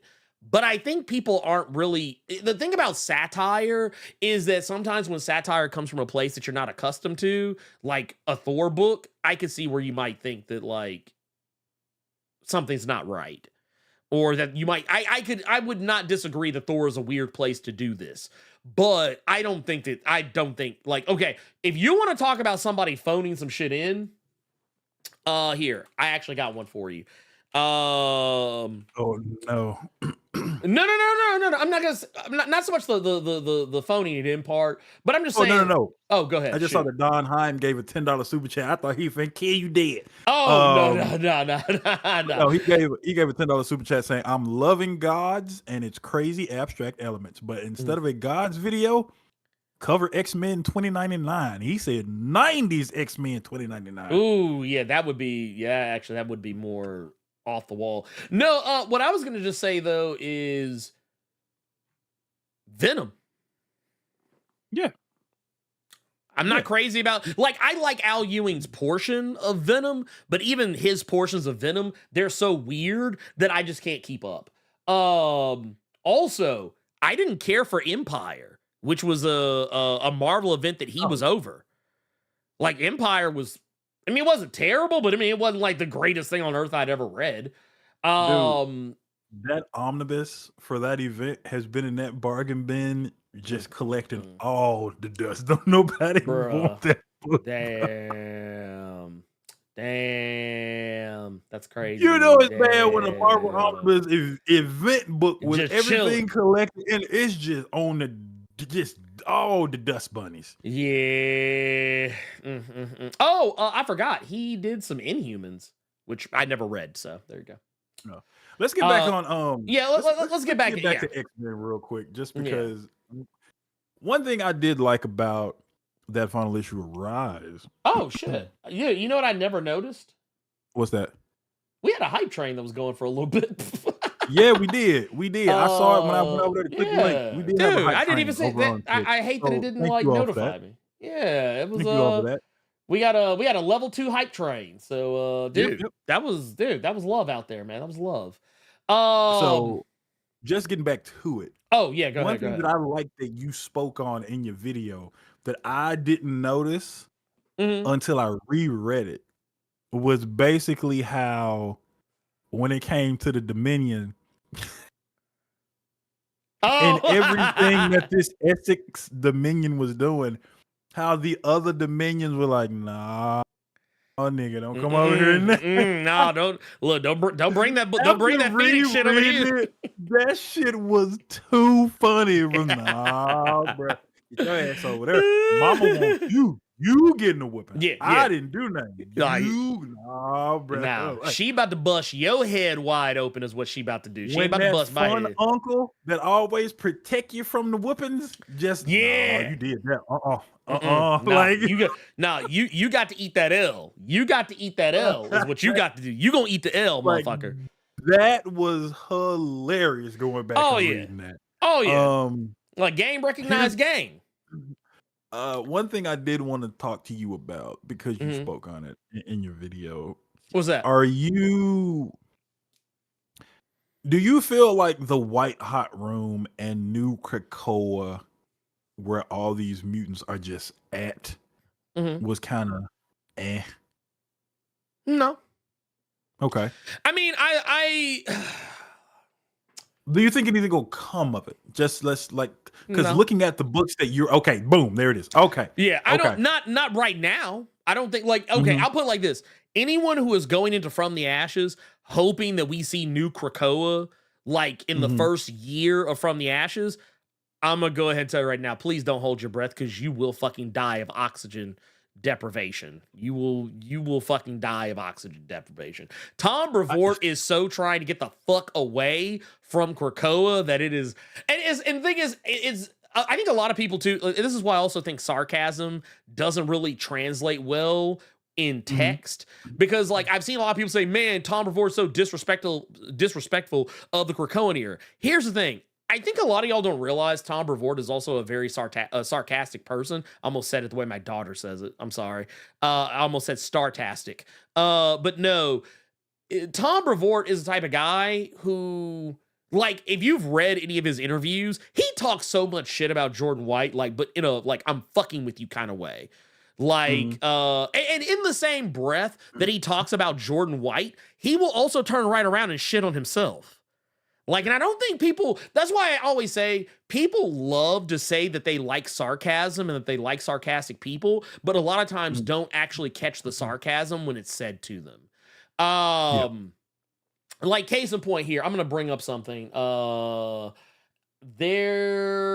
trying to see if I actually find it. There was a little bit that I picked up from not Jordan White, but from Tom Brevoort about the new era of X-Men.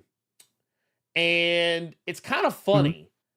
It's kind of funny because here it is. Okay. So here we are. Right here. I'm gonna bring this image up, and I want y'all. This is me just trying to help y'all understand who Tom Brevoort is as a person.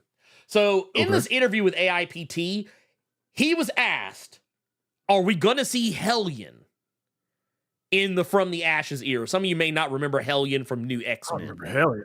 Yeah, I remember Hellion. So his fucking arms blown off. I remember him. Yeah, exactly. So Tom says, heads just whipped around in the office as you said that. It got a reaction. And then the interviewer was like, Jordan would be very honest about there never being Hellion plans. And then Tom says, well, again, this is a whole new From the Ashes era. We're no longer bound by the taste of and opinions of Jordan White. You're in the hands of a far more crass and terrible figure than he ever was. So maybe it's time to have hope, but maybe be careful what you wish for. We'll see. And this is the type of shit I'm talking about. When he talks about Krakoa, when he talks about like, previous editors and people over shit, he's being tongue in cheek. And I think people don't realize it. Like, it's just like, yeah, there's some parts where he's actually being serious. Like when he talks about how you can't please every X-Men fan. Like if like you're not going to be able to have everyone's favorite X-Man in every favorite, in their favorite books. I totally get that sentiment. But if I have any criticism of Tom Brevoort is that he wants to have new X-Men #1s coming out all the time. And I think even that might be a little tongue in cheek just to some extent. But that was kind of the whole purpose of why I even wanted to like bring that up in the first place. Also, what I want to bring up is that, man, we also got another here from Nuck Nuck with the 1999 super chat. Says, dude, Venom is a fever dream right now. LOL. I hope Ben Percy writes Venom one day. Man, I don't know if that'll ever happen, but I will be here for it if and when he does. We are also going to take a look. We're actually going to go back and take a look at some of the other super chats we had. We had some we kind of skipped around a little bit. We got one from Revolutionary Dragon with the 5 says, hey, Blerd and Carter, if you think about it, new Krakoa is just what Beast wanted to do with Krakoa anyway. WTF, LOL. I mean, it is actually what he wanted to do. It is actually what he wanted. I mean, that is, I mean, personally, that's why I don't have a problem with new Krakoa. I just don't think it's anything you need to be looking for right away. But it's a way for Krakoa to remain. And that's why, like, when people say, oh, they're going to use time travel to undo Krakoa. And I was like, no, that would be dumb. Because then you get rid of all the experiences and Krakoa needs to happen. Not to mention, all the solicits basically tell you Krakoa happened. So why would anyone, like, there were still people literally the day before Rise of the Powers of 10 #5 came out, literally the day before, with all these solicits coming out, basically all referencing Krakoa and how mutants are having to reintegrate into society. People were still saying, oh, they're going to use time travel to get rid of it. And it's like, stop. Like, go outside. And that's what I don't understand. Go and the outside. reason I even asked you the fucking question was just because the reason I thought that the new Krakoa stuff was just so was just because I remember when they pretty much did this same thing with Krakoa, with Utopia. Yes. How everything that happened with Second Coming came and it went, and then you still had, but Utopia is still a thing. There are still people somewhere over there in San Francisco, somewhere. Yeah. Maybe Spider-Man's sidekick, who all of y'all ass forgot about, Alpha. Maybe he done left Pittsburgh and now his ass is in San Francisco somewhere. Ooh. But that's my whole point. Was just that. And thank you, Paris Yule, for gifting me 5 without their memberships. But yeah, that's why I asked that question, because this isn't the first time something like this has happened, so just knowing that we have hundreds of thousands of mutants that are in the White Hot Room in New Krakoa. Ooh, what are we gonna do? Nothing, because y'all didn't do nothing with Utopia. So that's why I was asking that question. Yeah, no, that's fair. And then we Utopia got your boy. was still there. Just real quick, just answering a question from Jason Davis. Utopia still there? It's still there for the people that read it. Yeah, Marvel and them don't care anymore. No. They're just writing other stories to get you to forget about it, and I think they're gonna do that with this new Krakoa stuff, basically. I mean, maybe. We got one from your boy the shit says with the $5 says, yo, I love watching your streams. Been on the Blerd team for a while. I recently been getting caught up with IDW TMNT, and it's easily the best TMNT series. You goddamn right it is. You goddamn right it is. Which one?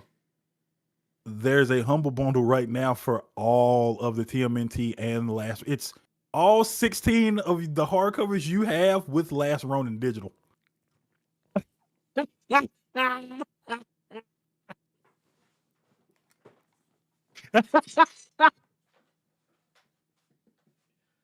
We did it again. I was wondering, because he ain't saying shit to me about it. I was wondering if he knew. And he done, for all you audiophile listeners that don't know, he is so enraged right now. He didn't just walk the fuck off. He done walked off. I didn't hear the door close this time. Welcome back, sir.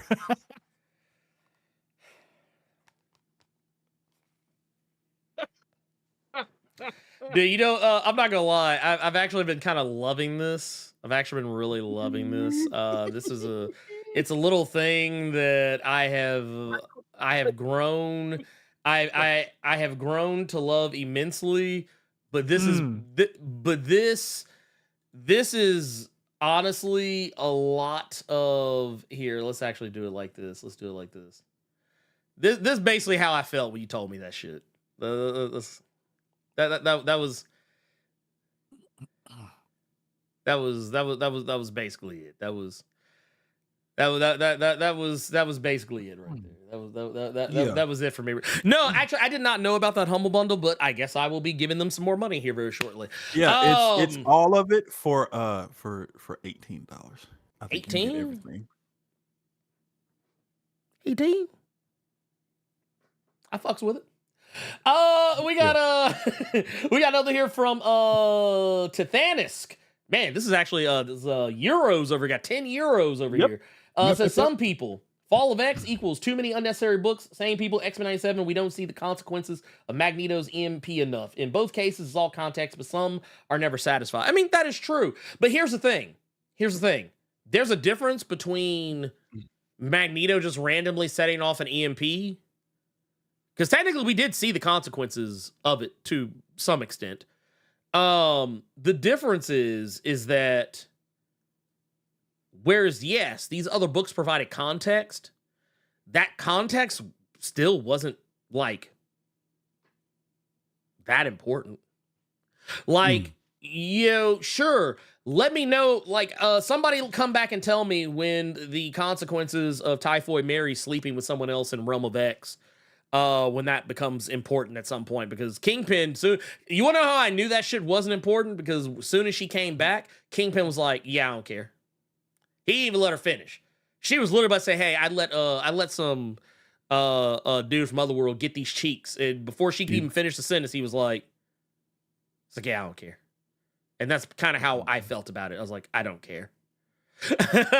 You know, the stuff going on, like, with Saturnine, like, is not important in that book. The stuff, like, literally the stuff going on in Dark X-Men, like, I don't think that it was like terribly important, because, and you want to know why? Because a lot of it got undone, like, right away. Archangel was Dark X-Men. Holy shit. Wait a minute. You read Dead X-Men. Did that have, how was that with the tapestry of everything? Dead X-Men was more tangential to X-Men Forever and Rise of the Powers of 10. Okay. Wow. And while it was a decent enough tie-in, that motherfucker did some shit that I thought was ugly as hell. Here, I'm gonna show you, Carter. I'm gonna show you. And then we'll get back to these. I don't even think Dead X-Men was on that Fall of X thing. It was not. Do you want to know how Carter, do you want to know how Dead X-Men ended? Here, I'm gonna show you right here. Boom. I sure shit stop reading it. So right here. Never the end. Fuck that. Never the end. Find out what happens next in Rise of the Powers of 10 on sale. That was the last page. That's the last page of the last issue of it was 4 Dead X-Men was 4 issues. That was the very last page. And don't get me wrong, it was cool. It was a fun ride, but that shit I felt like, there's no shade, but I felt like Steve Fox was literally like running through that fucking book. That's how fast they were telling him to get his shit and get the fuck up out of here.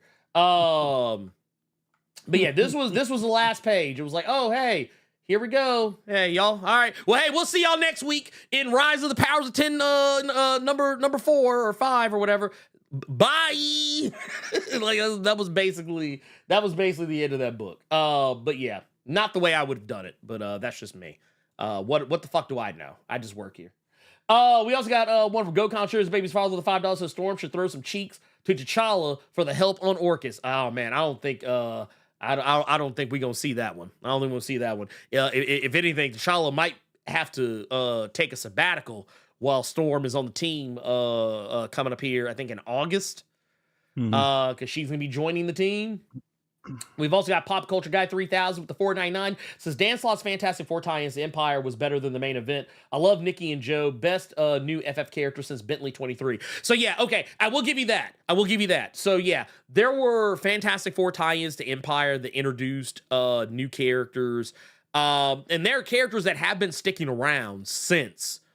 Like they're still in the Ryan North Fantastic Four series that's going right now. That is honestly, yeah, that like Empire, the main story I thought was kind of but like when you got to like the books that kind of surrounded it, like I loved the inclusion of L'Oreal, Captain Marvel's secret sister that she never knew about. Yeah, she was an accuser who did not understand Earth things. And she was introduced during Empire, and like she was awesome because for someone to look as what's the best way to put it, for someone to look as hardcore as she did, but to ultimately be the most chill. And I would dare say probably one of the more laid back characters in the whole of the proceedings. I actually thought it was really cool that by the time you got to the end of it, I was like, oh, I wonder if in here, this is actually what I'm talking about right here. That's Carol's sister that was introduced in Empire. I thought that like the books that were individual of Empire, but just so happened to be a part of Empire, were better than Empire. So there you go. Hell, X-Men, the Empire X-Men tie-in was actually more interesting than Empire itself. I was like, it's kind of like what I was joking about with Blood Hunt. I was like, oh, so Midnight Suns and Dracula and Black Panther, that's what the real story is. Okay, cool. Thank you for telling me. That was my attitude. That was my attitude towards that. Oh, and then we got this one right here. We got another one. GoCon. Sure, his baby's father with a 5 says, don't forget the Franklin Richards and Conan and Hell Angels arc that went nowhere. Wow, I forgot about that. Yeah, they really didn't do anything with a lot of this stuff. I don't understand it. Also, we got Parasil with the 5 after already gifting 5 Blerd Club memberships. They also came back with another 5. Said grinding for the Destiny expansion. God damn, I forgot Destiny had another expansion. But it says, but here for the good talk. Keep it up, gents. Hey, we appreciate you, pimp. Get that gear.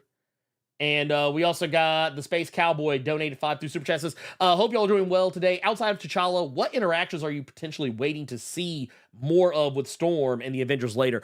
I actually want to see how Storm and Carol get along, because that's one of those things that I feel like never really got touched on very much, because when Carol Danvers was actually hanging out at the X Mansion on the regular back in, like, I think it was like late 70s, early 80s, somewhere, like whenever Chris Claremont was on, around that time frame, Storm and Carol used to hang out, but like I feel like they never really expanded upon any of that as much as I would have liked. I would also like to see how Storm and Sam get along, considering that Sam and T'Challa they don't have beef now, but they did kind of get into it not too long ago. And I'm curious of how, more than anybody else, Storm and Wanda.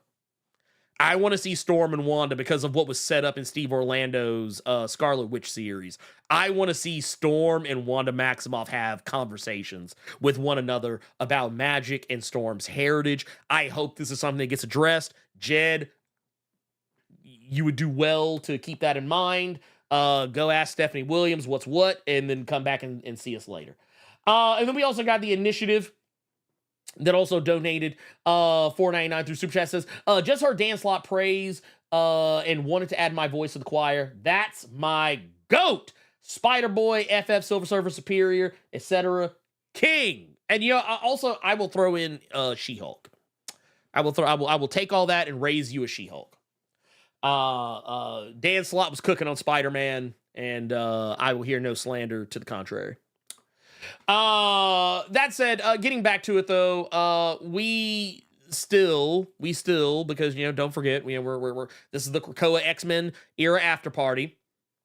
So of course we're going to be talking about all things tangential to that. Oh hey, we actually got this one right here that I can actually show this one because it's not gone. We got another here from Anarchy Hamster. Says Black Panther is going to cry to sleep hearing Craig clap them cheeks and her being the stepmama to just kids. The pain of her being with the family. Well, here's the thing. Craig of NASA. I think Craig of NASA is still a thing. I hope he is still a thing. If he's not still a thing, I'm calling bullshit. I would also, you know what? I need to ask Marewa. I'm gonna ask Marewa if Craig of NASA is still a thing. I'm gonna have to ask him about that.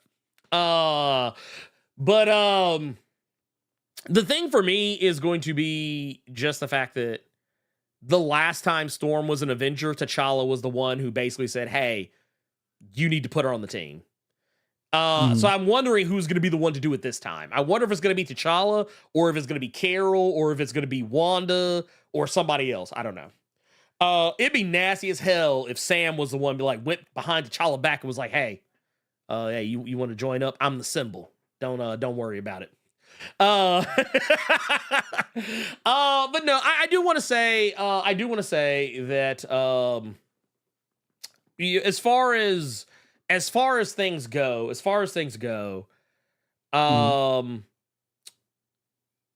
I think that the Krakoa era started off incredibly strong. Hickman put down a lot of stuff. But ultimately, I don't think we'll ever know why Hickman walked away from it. But I do kind of feel like Hickman's one of those people that even when he was saying that he was in it for the long haul, even I was kind of rolling my eyes a little bit because I know how Hickman is. He ain't got he ain't got it in him. I'm here for the long haul. That was just the Marvel equivalent of he was going to be here for an ongoing. You're right. Yeah. He's here for 10 issues, basically. He's here for 10 issues. Wait a minute. Actually, I thought about you. I thought about you the other day when I saw this. There was no. It was a tweet. It was a tweet that I saw someone put up. Let's see. Wow, that is so fucking weird. I just can't even anymore. That's fucking weird. I wonder if I can find it. Did I save it? I hope I saved it. I think I saved it. Here, let's see if I saved it. I don't know if I saved it. I thought I sent it to you, but then I guess I got distracted. But no, it was a meme. It was actually a Doctor Who. It was a Doctor Who meme about ongoing comics. And when I saw it, I immediately thought of you. I don't know if you ever watched any of Doctor Who when Peter Capaldi was on. A tiny bit. Okay. So basically there was this thing where Clara Oswald was basically talking about is 7 a lot? And the doctor was like, $7? No. And it was like 7 issues of a comic? Yes. Basically kind of making fun of how most comics don't. Wow. But yeah, I can't find the image. It's not in my it's funny because I liked it, but now I don't see it anymore. Like I thought it was gonna be in my likes, but it's not in my likes. So I guess fuck me. Fuck me is what they said to me on that one. But no, yeah, but to get back to it, yes, the Krakoan era, it started off strong, it started off great. I feel like Ten of Swords was kind of where the cracks first showed up in the Krakoan era, because I feel like, that was supposed to be the first big major event. And Ten of Swords, let's just keep it a buck. it was not. Ten of Swords was not it. Let's not lie. Let's not compound the crime of X-Men shit. Okay, real quick. Yeah, go ahead. Shoot. Wait, because this has to be another point that is proven. Go ahead. That event, because I have seen an argument to where, man, when Hickman left, all these books went downhill. Was Hickman still there for Ten of Swords? Yes, he was. As a matter of fact, head of X, Jonathan Hickman, presents the X-Men crossover of 2020. He actually co-wrote this. He co-wrote Ten of Swords, if I'm not mistaken, with Teenie Howard. So can you all really truly say that everything went downhill after he took the long walk? I'm gonna use a Judge Dredd reference. Since Hickman took the long walk, these X books ain't been bad, man. I don't know, big fella. Nah, that is a lie. That is a whole lie right there. There with not Emma Frost. Well, and I mean, and like I said, the way it started, yes, great, fantastic. But like this was when you started to see, when Ten of Swords comes up, that is when you actually start to see that maybe, just maybe, this shit ain't as strong as what we thought it was. And then, when we got to, and technically we had Dawn of X after, that was all kind of like the Dawn of X era. And then after that, I think that was when we got into, that was when we got into the reign of X, which wasn't bad, but I think wasn't absolutely just mind-blowingly amazing either. You had that. And once you got past the reign of X, once you got past all that, which I thought the reign of X was good, is when we got to Destiny of X. Destiny of X in here. Actually, I want to use this one because it actually shows a lot of the titles. That was when we got the Immortal X-Men. That was when Immortal X-Men began. That was when we got the relaunch of Marauders. X-Force was still going. We had Knights of 10 or Knights of X, whichever you prefer, which I thought was okay. You had X-Men, which I think this was at this point, Jerry Duggan's X-Men. You had the Legion of X, which I thought was pretty good. It was a little weird in some spots. Wolverine was still going strong. This was when New Mutants was being helmed by Vita Ayala, which I thought was actually the best New Mutants had been in the House of X era. And you had X-Men Red, which was also just great from start to finish. And then, of course, Destiny of X, what all that was setting up, that was, ultimately all just an advertisement. It was an advertisement for the real story that I think a lot of people were waiting on, and that was Sins of Sinister. Sins of Sinister was fantastic. Great from start to finish. And while I don't necessarily agree with the way they structured the narrative of the book, I do like the end result of the book. I thought the way it ended was very appropriate. And then, of course, that's when you start getting into all of the, like I said, we're going straight down the line here on this shit.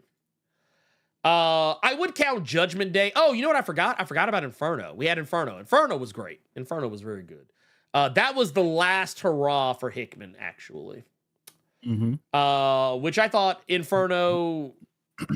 Man, you know what? Inferno ended in such a way that it kind of makes it hard to swallow what they actually realize even more now. It makes what they did with Moira that much more of a pill to try to swallow. Okay. Yeah, just because it seemed like they were setting Moira up to like ride off into the sunset.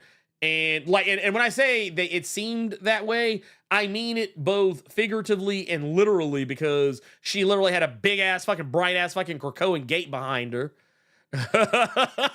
Dude, all these images you keep showing of the different events, it just makes me more mad just because. I mean, that's fair. These images, these covers, these big ass pages that you want to plaster on a wall, they look so good, man, and they just did not. A lot of them, some of them, maybe some of them didn't have the stories to go They did behind these not. exceptionally drawn shots we see of everybody. Oh like, yeah. Well, and yeah, we already kind of went through the fall of X. we don't need to. Yeah. We don't need to put We- that Brian we- Hitchcock back up there. We don't need to do that. he said take We it down. He said no. He said don't do that. Don't. Okay, here I put this up. We got Fall of the House of X, Rise of the Powers of 10. Like I said, I Yeah. thought it was great. I don't think it was perfect. I don't think it was a perfect ending, but I feel like they set up everything pretty good for the future. They put the toys back in the box, gave Moira an actual send-off. She got an actual send-off that mattered. And I mean, I do kind of wonder though, because Tom Brevoort said something very specific and we haven't seen it materialize yet. I think this is it right here.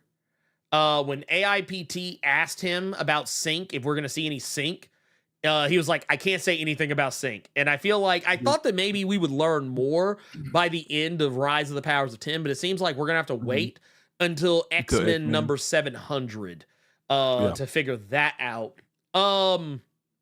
We know What that if? Yeah, go ahead, shoot. What if we get an announcement for Sync and it's like, what is it, like a little 4-issue mini? How would you feel? I'd be fine. 4 or 5-issue mini? Really? I'd be fine. With it. Okay. I mean, Okay. look. Don't get me wrong. Don't get me wrong. I love Sync. I think Sync is great, and I feel like you don't raise the importance of characters, that are a part of an otherwise ensemble cast. You don't raise the importance of them without giving them, some kind of a mini series. Because I mean, let's be real. Storm has had several. Well, not several. She's had a few. A lot of people forget that she had a solo book, like a little 4 or 5 issue solo book back in the 90s. That kind of, I don't think it just blew anybody's world up, but it was enough to kind of let you know, okay, Storm is stepping out on her own.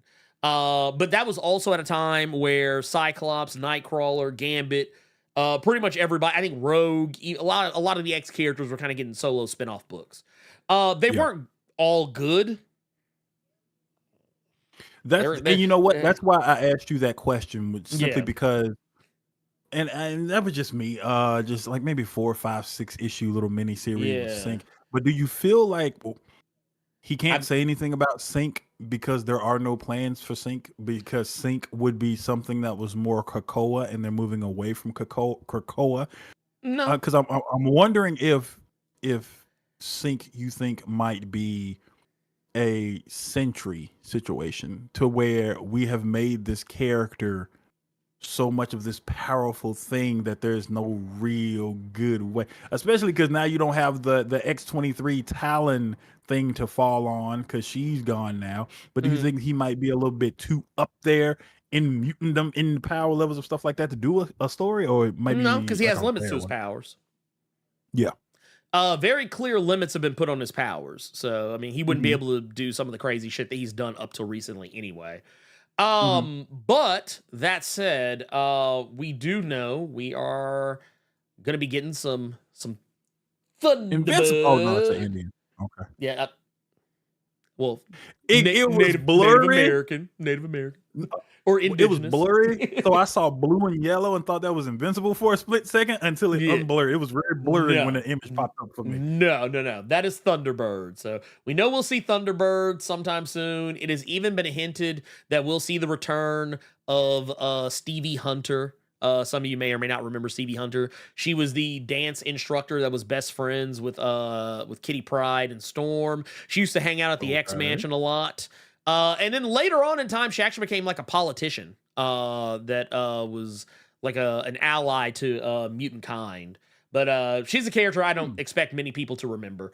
We also know that Iceman, Tom Brevoort said that we'll definitely be talking about Iceman in the next 10 or so months regarding like within the first year of From the Ashes. Iceman will definitely be back into the conversation. Put me on game real quick. Yeah, what's up? Is he actually him and not just a memory that this brother had of him or something to that effect? I'm trying to remember Bobby. Astonishing X-Men. Yeah, Okay, Bobby's so yeah. it's actually Bobby's him. Bobby. That's him. That's not an okay. Well, Cool, cool, cool. the longer that because the whole point of the series was Bobby was kind of slowly showing that he knew how to put himself back together. Gotcha. By the time you get to the end of the series, it's become very clear he's figured out how to maintain his existence far Okay. away from Oh boy, Romeo. I Yeah. can't remember his name. Okay, okay. Yeah, That's what I Romeo. was- Okay, okay. Yeah, Romeo. Also, when it comes to like characters like Cable and Bishop, you can go Yeah. ahead and expect not to see any of them motherfuckers. Matter of fact, here, this is actually a remark he made to AIPT saying, like Bishop, not necessarily right away. I'm going to sidebar here for a second. X-Men traditionally can be a tough series to get into for people because of its backstory and cosmology are so complicated. It has so many things and so many characters that the uninitiated look at it and go, where do I even start? I think there's some real validity to that. So one of the ground rules I put down at the start of this for everybody was I don't want any doppelganger characters and I don't want any characters from another timeline. The X-Men at our start are here and now. It's about right now. All those other characters, put them on a shelf. It's not like they don't have value and it's not like we won't get to them, but out of the gate, I want any human being on Earth to pick up any one of our X-Men #1 titles and be able to get into them, read them, understand them, and understand them on an emotional level and connect with them in a way that is just tough to do with. I'm a cop from the future who came back chasing a thing, but now I've been here since then. Or I'm the son of Cyclops and Madeline Pryor who was sent to the future because I had a techno-organic virus and I became a messiah figure and a soldier and I came back to the present to, oh my God, that is so difficult. But it's not really that difficult. Those characters can be boiled down as well, and that's part of the thinking on them, just not the first move. Like, that is a very rational way to look at those two characters. So, and I agree with it. It's, you want to keep it simple. KISS. Keep it simple, stupid. So there's that. As far as the rest of it goes, I can tell you right now, just as far as the progress reports that have been kind of given out, the stuff going on with the X-Force series is going to be coming out, spinning out of all the new From the Ashes stuff. I'm here for it. I think it's going to be good. What? Yeah. Dude, so I guess the waiting room for mutants is like the upper room for Southern Baptists. I mean, yeah, basically. Yeah. I can see that. That one just caught me off guard. I can see that. Yeah. No, I mean, not wrong. I mean, you're not wrong. But no, we know that we've got X-Force. It's going to be a thing. I believe Jeffrey Thorne is going to be the one that's going to be on that book. Yeah, we're going to have, or actually here, we'll do it like this. Yeah, let's do it like this. Bam. Look at that. Boom. This is how we do things here. But yeah, we're going to have Jeffrey Thorne on that one. It looks good. It looks like X-Force. It looks the way I would want an X-Force team to look. And we also know they're going to be getting into some Black Panther shenanigans by issue number 2. So that should be something pretty interesting. Just in and of itself. Do not think just looking at that cover that they are going to fight. I guarantee you it's going to be a conversation for like 3 pages. They are not probably going to fight T'Challa. I just want all you people that believe what you see on the cover just to calm down a little bit. Just calm down a little bit. Well, you're older than that. To be fair, I think you will see this scene because Black Panther, it does have a penchant for stalking people entering Wakanda. Because I mean, he did it to Sam. Recently in Captain America: Symbol of Truth. But I don't think they'll fight. I think they will definitely not, be in agreement on anything. Considering some stuff I read from the solicit of it. But they're going to be investigating some shit that's going on in Wakanda related to mutants. We are also going to be getting X Factor. X Factor, I think, is actually going to stand the chance of probably being one of the more different books just based on the fact that and actually I love this. I thought this was actually one of the greatest little things they did of any of this. Officially sanctioned to protect a world that hates and fears, cross that shit out, loves and adores them. I thought that was actually pretty cool because it kind of speaks to the meta nature of what this book is ultimately going to be about. Can you go back to that cover real quick, please? Yeah, I Please, got you. thank you. Like, one thing I do like, I like that Havoc is rocking the new X-Men drip. I've always liked that outfit with the jacket and everything like that. Oh, no, sir. Put some respect on it, sir. Put some respect on it. What I do? Put some respect on it. It is technically new X-Men drip, but it is also... I'm not gonna let you sit up here and disrespect OG 90s X Factor. See, I never read X Factor. I'm gonna tell you all I know about X Factor. Yeah, all I know about X Factor is Multiple Man. Yeah, and I think Wolfsbane came from them because when I was reading X Force, they talked about it. Yeah, this was the okay. OG X Factor. This is the old X Factor fit, basically. Okay. But I mean, it is technically new X-Men. New X-Men kind of borrowed from X Factor in that regard. Gotcha. But yeah, I ain't gonna let you sit. I'm not gonna let you sit here and disrespect Larry Stroman like that. See, that's just ignorance on my part because again, that's just ignorance on my part because again, I never read X Factor. But the one thing that is disgusting that you just showed me without knowing that you showed me. Yes, Alex Summers. All this stupid ass shit over your face, get rid of it. You didn't have that shit. He got the balaclava on. He got the open face balaclava on. Get this stupid ass shit off of your face. Warmer. I have always fucking this. If your brother can stop wearing the onesie for a little bit, he can take the goddamn latex helmet off and shit like that. You can get this goofy ass shit off of your. I have always hated that fucking thing. You got your throat cut talking with the Marlboro voice and Dark X-Men, and you still had that bullshit on. Take that shit off, dog. Yeah, he got to pull the bangs back. You can still have the arms with the onion rings all around them. You can still have that, but take this stupid ass shit off your face. I fucking hate it. I will just say that I am appreciative of the fact that this is a government-sanctioned X team, and that the Mutant Society of America. I mean, maybe, I don't know. I mean, I just think it's cool because it's going to be sanctioned by the government, kind of as X Factor was back in the 90s. And you've got Havoc and Angel. You're gonna have Frenzy. I think you're also gonna have Pyro. You'll have Dr. Cecilia Reyes. There's also another new character that's on here that is brand spanking new to the team, and there's also said to be other characters that are going to show up as well.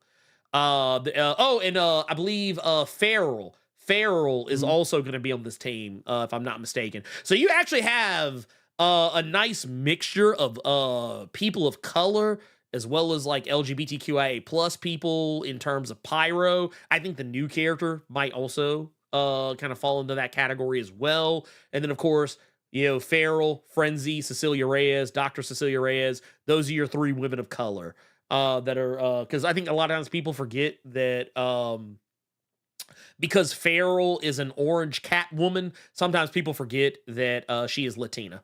So put me on game real quick because you just said something I did not know. What's up? I never knew that X Factor was a government sanctioned team. I always assumed back in the day. Again, this.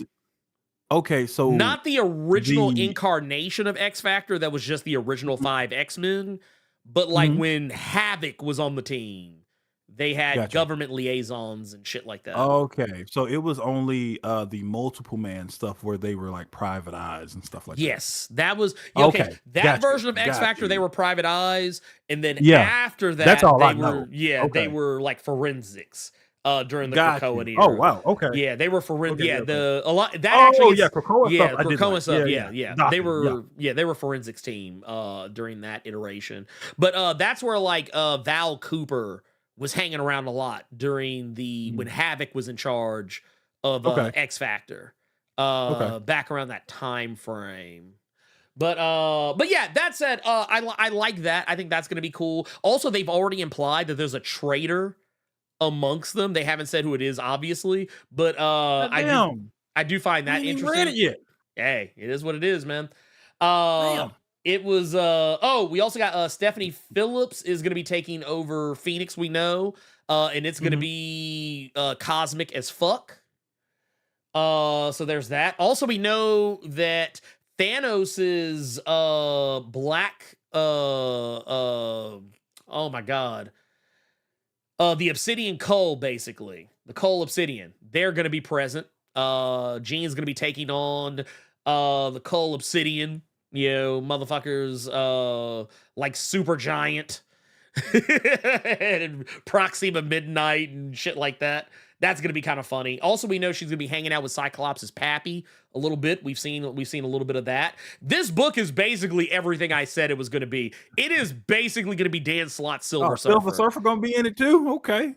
Well, I mean, not saying he'll be in it, but just saying that, like, the vibes of the book, vibes of this book, to me, are very Dan Slott, Mike Allred, Silver Surfer. That was Mike Allred. That's what I'm trying to figure out if it was him or his wife. Okay. But yeah, that, like I said, this is going to be some wild shit. I'm actually looking forward to it. And we know, Captain Marvel, she'll be showing up in it. That actually got confirmed by Stephanie in an interview recently. So... and I think we know that Nova is also going to be a part of this as well. So there's that. That motherfucker just started hanging with mutants and just like this is my clique, man. He's like, that's my dude. I'm telling you, man. Nova, like a lot of y'all been sleeping on Nova, man. Nova's been out here like, look, man. He's like, look, man. I don't fuck with them flat scan ass motherfucking humans, them humies over there. Like y'all, them's ain't my peoples. Use my peoples, okay? He said, Richard look, man. Rider found a squad and just he said, no, I'm out. Look, that motherfucker, Firestar, she tried to hit that motherfucker up for a New Warriors reunion. That's and he's funny. like, no, look, let me tell you something. Nova on that type of bullshit where like Firestar and Calm say, hey, yeah, you know, I was hanging with the X-Men recently and it got me thinking, man, we should get the New Warriors back together. And meanwhile, Nova, he out here at the Araco after party. And he's sitting here dancing, chilling with Iska the Unbeaten. They bumping and grinding and shit. And he trying to cover up his phone so Firestar can't hear the music playing in the background. He's like, oh, yeah, no, the New Warriors, it sounds great. Yeah, no, I would totally love... Actually, I got a thing coming up. Wait, what do you mean you can hear music? No, I'm not at a party. No, wait, no, I'm flying through the Cancerverse right now. Trying to find blue blazes. There's Thanos, and he just hang up the phone. That motherfucker said, "Nah, I'm out." That man said, "I'm out." That man said, "I'm out." But no, we also got your boys, Colin Kelly, Jackson Lanzich, that are going to be doing NYX, not Knicks. NYX. I did laugh at those like 2-3 days of everybody in the Discord that looked up the original series and just how just talking about this. Talk about the first appearance of X-23. that Discord was rage and confusion, and then went right back to just outright just the audacity. That was a funny few days of people realizing what that series was and putting them screenshots in there. And dude, NYX used to be wild. That's why I'm so hyped for it. But no, NYX, Colin Kelly, Jackson Lanzich, they're going to be handling it. It's going to be, it's not a team book. It's not a team book, so don't anyone get it twisted. This is going to be a book that's going to jump around a little bit. Yeah, these characters will probably all be talking to one another, hanging out around one another, but for the most part, it's not considered a team book in the strictest sense. It's going to be, obviously, Ms. Marvel back in the classic fit. It's going to be, I believe this is Sophie, Sophie Cuckoo, if I'm not mistaken. I might be wrong on which Cuckoo it is. And then then these two at the top here, because I can't really see. That's Prodigy and a Null. Okay. And then, of course, you have X-23, a.k.a. the current Wolverine. And Yeah, it's going to be interesting because basically this book is going to be all about them trying to reintegrate back into society, like, and the growing pains of doing so. So that's going to, I think that actually stands a chance to be pretty interesting. Well, I think Miss Marvel shouldn't have a problem with that. If there's any drama, she can just say, "No, I'm not one of them. I'm an Inhuman." Well, no, the word's out. Word's out, so everyone knows she's a mutant now. That's just fake news. That's just fake news. Well, I don't know. We'll have to wait and see because when her I know damn well.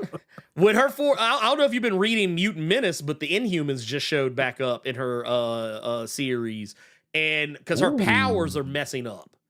And apparently Medusa is going to try and help her get her shit together because the next issue of Mutant Menace is the last one. There's 2 issues of X-Men related something coming out after all this. It's going to be X-Men number 700, which is actually X-Men 35, but it's legacy number X-Men 700. And then there will be Ms. Marvel Mutant Menace number 4. Those will be the last 2 issues of the Krakoan era.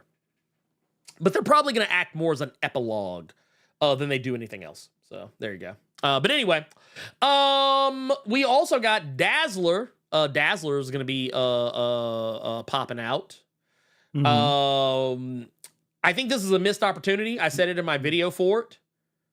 I feel like they should have done the same thing with this that they did with, what was it, Luna Snow? Like, y'all need to hire somebody to come in and do some cut you some tracks. Like, go ahead and get T-Swizzle out here, get her hum a few bars into the microphone real quick and release those as tracks with every issue. That's how I would have done it. Not saying that's what you need to do, but that's how I would have done it. This is actually kind of like how with NYX, how I said NYX is not a team book. This is not a team book either. You're probably wondering why I'm bringing up that aspect. It's because there's going to be a lot of X-Men characters hanging out with her. We know that Domino, Multiple Man, Strong Guy, Wind Dancer, and Shark Girl. Pause. What? Pause. What? I think you got one. Because you all know that I do like to instigate sometimes, and I just laugh when Ernie feels like getting at somebody real quick. Uh-oh. When are they going to stop promoting Miss Marvel? Nobody likes her, and she don't sell. That is a garbage DEI character. Okay. That's a take. That's a... Okay, here's the thing. Carter, you know what? I get to use this. Now. Oh, wait, or did I not set it up? Oh, I don't think I set it up, but we're going to do it anyway. Because, you know what? I can do what I want. Carter, do you know what people mean? Do you know what people mean when they try to tell you that... I saw your tweet. I saw your tweet in regards to it. But no, seriously. What they mean when they try to tell you that when people say DEI, DEI, that's such a loaded term. What Ivan Rodriguez is actually trying to say when they say DEI is this. Or actually, let's run it back one more time because I had it muted. There we go. That's what that's what Ivan Rodriguez was trying to say. That's what Ivan Rodriguez was trying to say. Too many niggas. That's what he was trying to get at. That's ultimately what Ivan Rodriguez was trying to say without actually saying it. But I mean, I get it. I totally get it. Sometimes, I understand. I understand. You want to say the N-word. You want to say a slur in place of DEI. DEI is no. You can say that it's not true, but it's true. Because look here. Let's do a little story time with Blerd. So there's a couple of acronyms people like to throw around right now, and I'm going to say these to you now just so you understand what people are actually trying to say when they say them.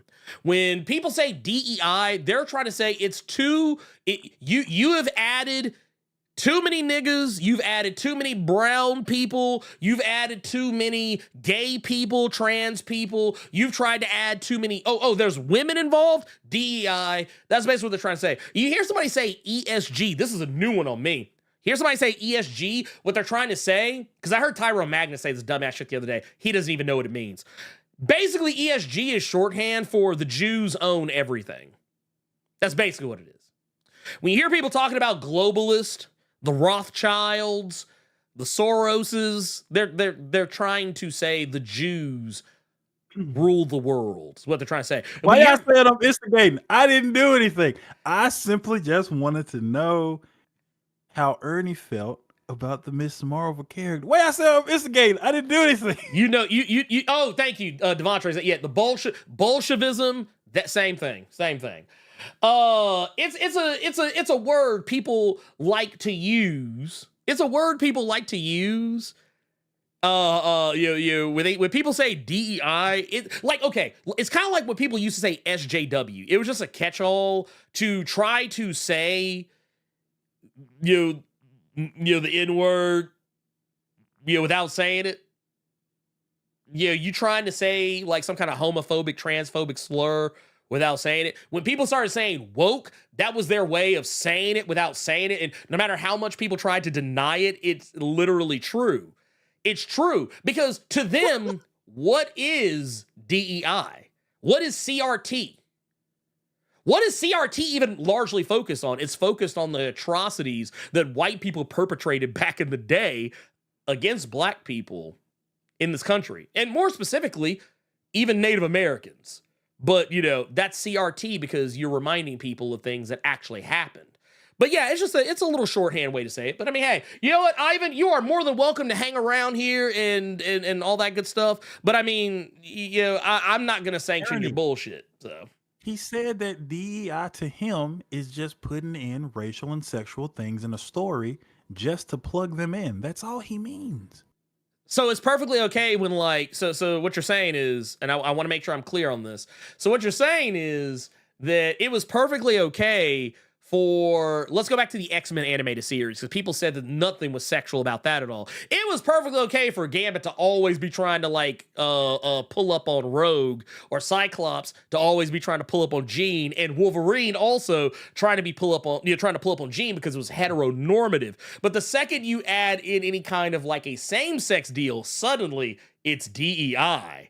Interesting. You have literally told on yourself without really even saying the words out loud. But anyway, here's the thing. DEI will be dead inside of a year, and they'll have some new word to say to try and get around it, because here's the thing. The reason why, why they always jump from like woke to CRT to now DEI? It's because we keep reminding them we know what they're talking about. And they're like, well, shit, now we got to come up with a new word. Like next week, I guarantee, give it about maybe next week, maybe next month, DEI won't really be the thing anymore. They'll start saying like, well, it's OBJ or MSG or TCIS, or they'll start coming up with new shit, and we'll just be here just the same saying, you really want to say nigga, but don't want to get your ass beat for saying it. Cool. Anyway, moving on, because this is not important. You want to get the questions, man? I would like to get the super chats and stuff too, but yeah, like I said, yeah. No, Carter was out here instigating because he knew I would respond to it.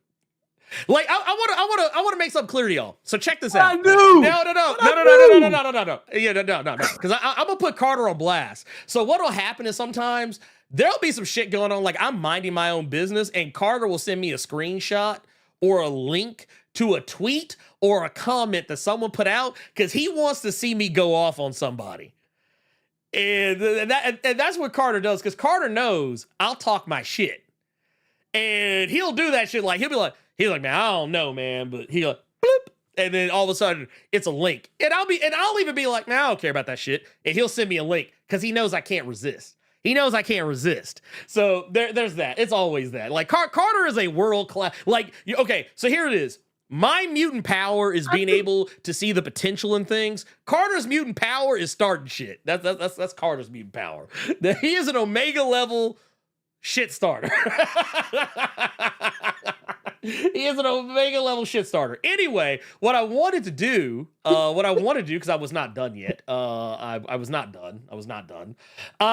Is that I also wanted to point out that, because I figure it's obvious by this point, but we also cannot forget about friend of the channel, Marewa Ayadeli, who is also going to be writing Storm. An infinitely more important thing than Ivan Rodriguez. That's it. The Storm series, which is going to be very good, and man, it might. Yeah, but Carter, I want you to cover your ears. It might be DEI.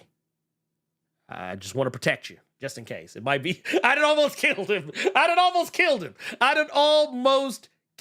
Carter, are you okay? Are you okay over there, Carter? Are you okay? I don't want you to die from the DEI that is going to be in this book. Because Carter, I just want you to know, I just want you to be careful. I want you to be careful out here, man, because the DEI is real, man. I don't want you to get got, man. I don't want you to get caught out here slipping. Okay?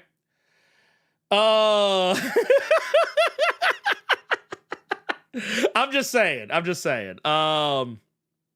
But Carter, what do you think? You think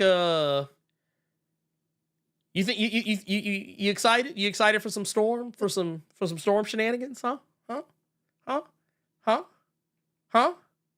This motherfucker said a black woman flying. Yeah.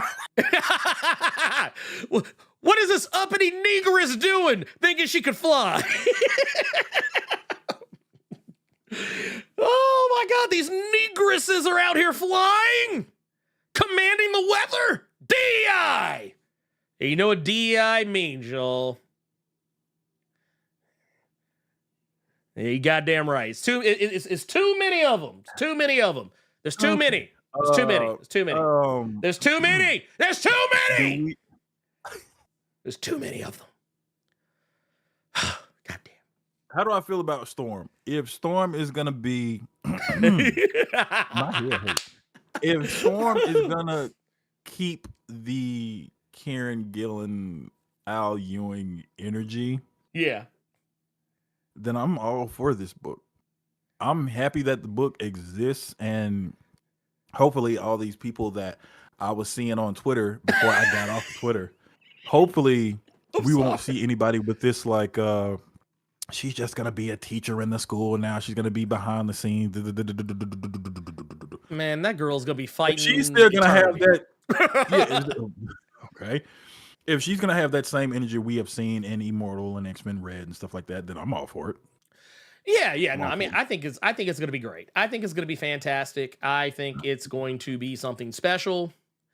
I think it's gonna be something that you will probably have to really put some respect on, because just based on the things I've read about it and the things that Marewa has told me in confidence that I cannot say here. Yeah, this book is going to be something. Okay.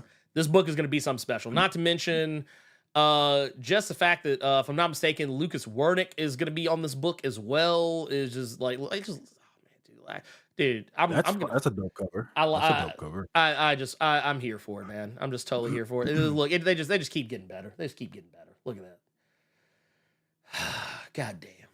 Ain't this about a bitch? All this DEI. God damn. All this DEI. Love it. I love to see it. Anyway, that said, we're not done yet. We're still not done yet, because you know what else we got? We also have the book that even Gail Simone thinks is going to be one of the best books in the new crop of the X-Men lineup, and that is The Exceptional X-Men that Evel Ewing is going to be dropping on us. And I can't wait to see it. I can't wait to see it. This is actually the book that I'm probably one of the most excited for. And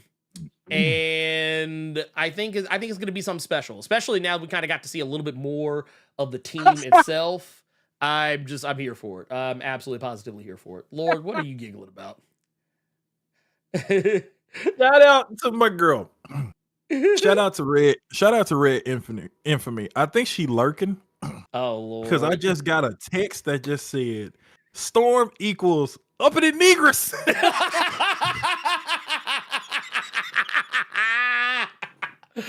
You uppity negress.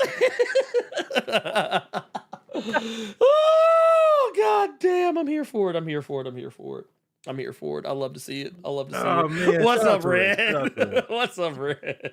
I don't know if she's on Twitch or if she's on YouTube watching right now, but I she don't know. lurking because that's a random ass text to just send me. Dog. That's a random text. I fucking for me love to get, dog. it. Hey, look. You know how they do us. You know how they do us. Not the DEI Drizzy. No, not the DEI Drizzy. But you got another hype train going on over there. Oh on my Twitch as god, well. what is happening? Like what? Okay, look, I tell you what. Let's take a moment. Let's take a moment because we do actually have a lot of I kind of let them pile up so we can just kind of hit them all in one go. But we actually have a lot. We have like first off, we have the hype train popping off over on the Twitch side, which is just wild to me. That is just insane. It is insane. We have also, man, here actually we can pull this up right here because it was a little bit more recent. I am Gregor D with the 500 biddies. Says Storm is going to be black excellence. You goddamn right. But you know what the haters are going to say? Hashtag uppity negress. That's what they're going to say. That's gonna. Can we get that trending on Twitter? Uppity negress. Actually, no. In Marvel, I'm gonna tell you right now. If you want to look after Marewa, if you ever want to bring me on after Marewa, I want first off, I want Marewa to get to 50 issues. I want 50 issues out of Marewa first. But after that, if y'all want to hire me, bring me on, I will give you the book that everyone is waiting for. It's gonna be called Storm Uppity Negress. That's what it's gonna be called. Uppity Weather Negress. But no, I'm sorry. I'm fucking around in case no one could tell. But anyway, we got a lot to get through here. But here, let's start off with right here. We got LP3 with the $5 says, is there still a layer of Charles or Magneto that you have yet to see in your years of reading X-Men? What type of arc would you still want to see from them? From Charles, nothing. That dude has showed me the crust of himself. I'm good. Magneto, I don't know if there's anything for Magneto we haven't really seen, but I feel like Al Ewing really gave us like peak Magneto. Charles, I think Charles is for the streets. I don't care about Charles anymore. He's gone. Yeah. He's done. But Magneto, I think we could see more. I would like to see Magneto back as it wouldn't be new, but I would like to see Magneto as a legitimate teacher, like a legitimate mentor to people, not just a leader, but like a legitimate like I am gonna like what Kate and Emma are doing right now with the Exceptional X-Men. I would like to see Magneto doing something similar.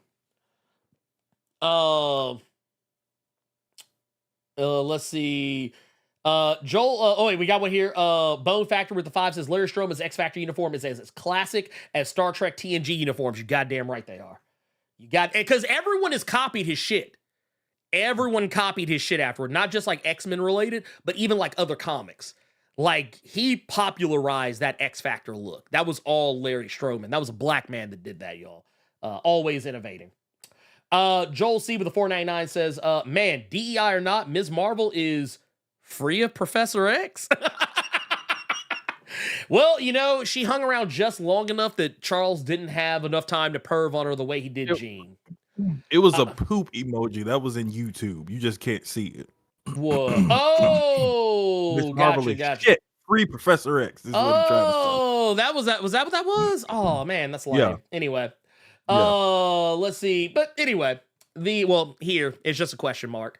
But that said, you're entitled to that wrong opinion. Anyway, Tubes of One says, you want a blonde singer for that Dazzler album?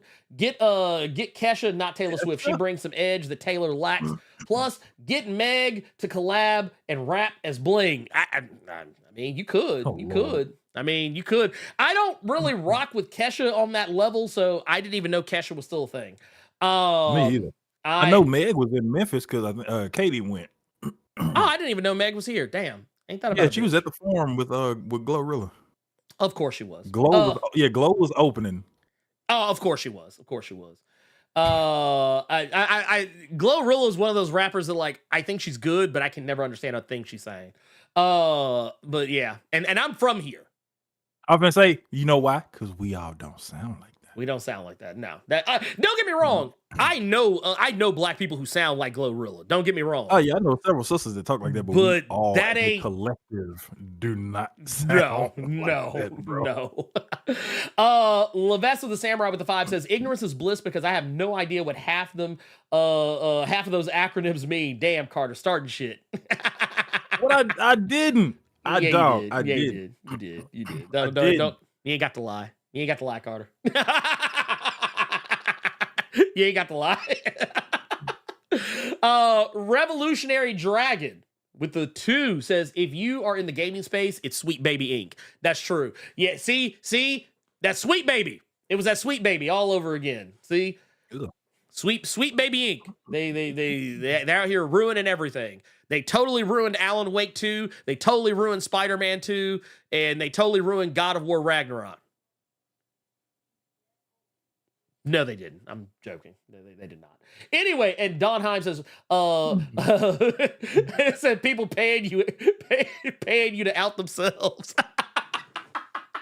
That is actually, you know what? That is actually a flex right there. That's actually a flex right there. I actually, you know what?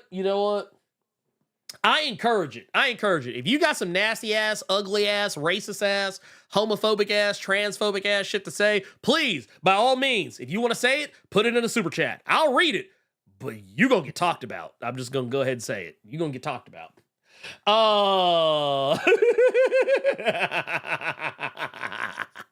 But anyway, that said, I think we're caught up on all of that, actually. That said, yeah, I was going to also say, too, that, of course, these are some of the more obvious ones. We have got the adjectiveless X-Men. We got the adjectiveless X-Men, of course. Jed MacKay will be overseeing all this. I did get in a little bit of trouble for this one, but I think it's funny. Scott, watch your hands. Hand check, Scott. Watch where you put your hand. That's that hand is. Oh, here. Let me help you out, Carl. Let me help you out. Yeah, right. So there you go. Scott, watch your hand. Oh, she is bending. Yeah. I'm looking at it in Twitch now because it keeps blurring up in Discord. Okay. Yeah. Oh, it's got enhance. That's what it looked like. Like she threw it back, like for real. Yeah, and Scott's hand. I mean, like I get what Ryan was going for, but it literally looks like he is about to slap Psylocke dead on the top of her ass. Go for okay, I disagree there. It looked like he was about to, and she caught him. That's why his hand up there like that. He he was about to do it, and then got. It's like the shit that only I pay attention to. Shit's wild. But we also got some images here. We got to see a little bit, like a little tease from adjectiveless X-Men, getting to see Cyclops and them jumping out to Blackbird. Also getting to see Jugs and Magic playing some rock, paper, scissors, which was pretty cool. Don't know what they're Rochambeauing for, but I'm here for it. I'm the one that's gonna spring on them. No, I'm the one that's gonna spring on them. Right. It's like, oh no, wait. Who jumps out first? Oh, bro. Who jump out first? No, it's like I jump out first. No, you jump out first. No, I jump out first. But no, I like it. I actually like some of these variant covers that we're gonna be seeing. This one's actually pretty cool. I like it. I also like this one right here. Cyclops. I actually posted this the other day, and I think people misinterpreted what I was trying to say when I retweeted this. I was basically trying to say like opinions that would have you on the internet like this, and then everybody made theirs about Cyclops, and I was like, oh wow. I was like, I said you could make it about anything, but go off, King. That artist is Ryan Stegman. Nobody except me. Friend of the channel, Ryan Stegman. Yep. Also, we got this cover right here that actually that I really like. This cover is actually pretty fire. I like that. Also like That's that fire. Mags has got that that kind of metallic, kind of feathered cape rocking. I like that. That's Yeah, actually that's pretty dope. fire. But yeah, we got that. And of course, we have last but not least, Gail Simone, which by the way, I got my questions back from Gail Simone. So that video will be coming up very, very soon.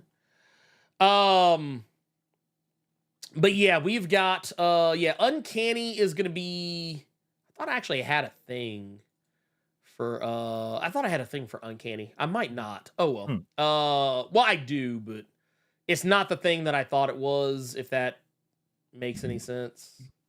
But the long and short is, yeah, we're gonna be eating pretty good. We're gonna be eating pretty good in by my estimation.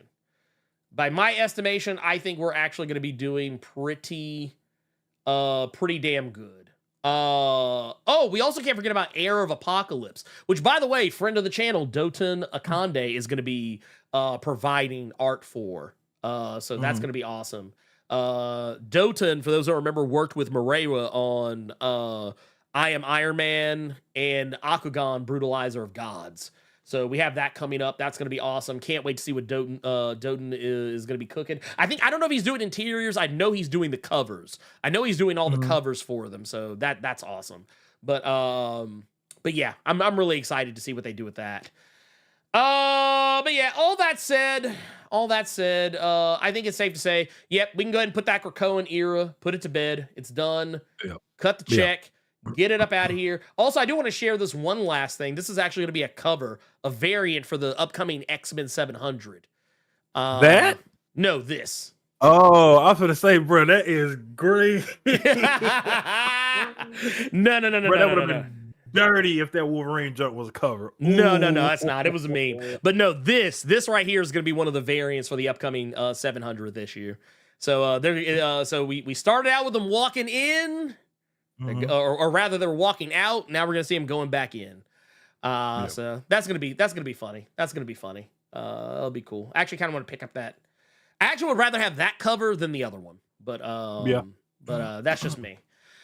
That said, Carter. Oh man, let's get into our questions. Okay, dope. Let's get into our questions. Let's see here. Bam. Let's go. Boom. All right. First question here from the homie Melvin. What's good, my blurred knots? That's a nasty name. I like it. I like it. Hope your week has been good to you and the barbecue grills were hot. Jesus Christ.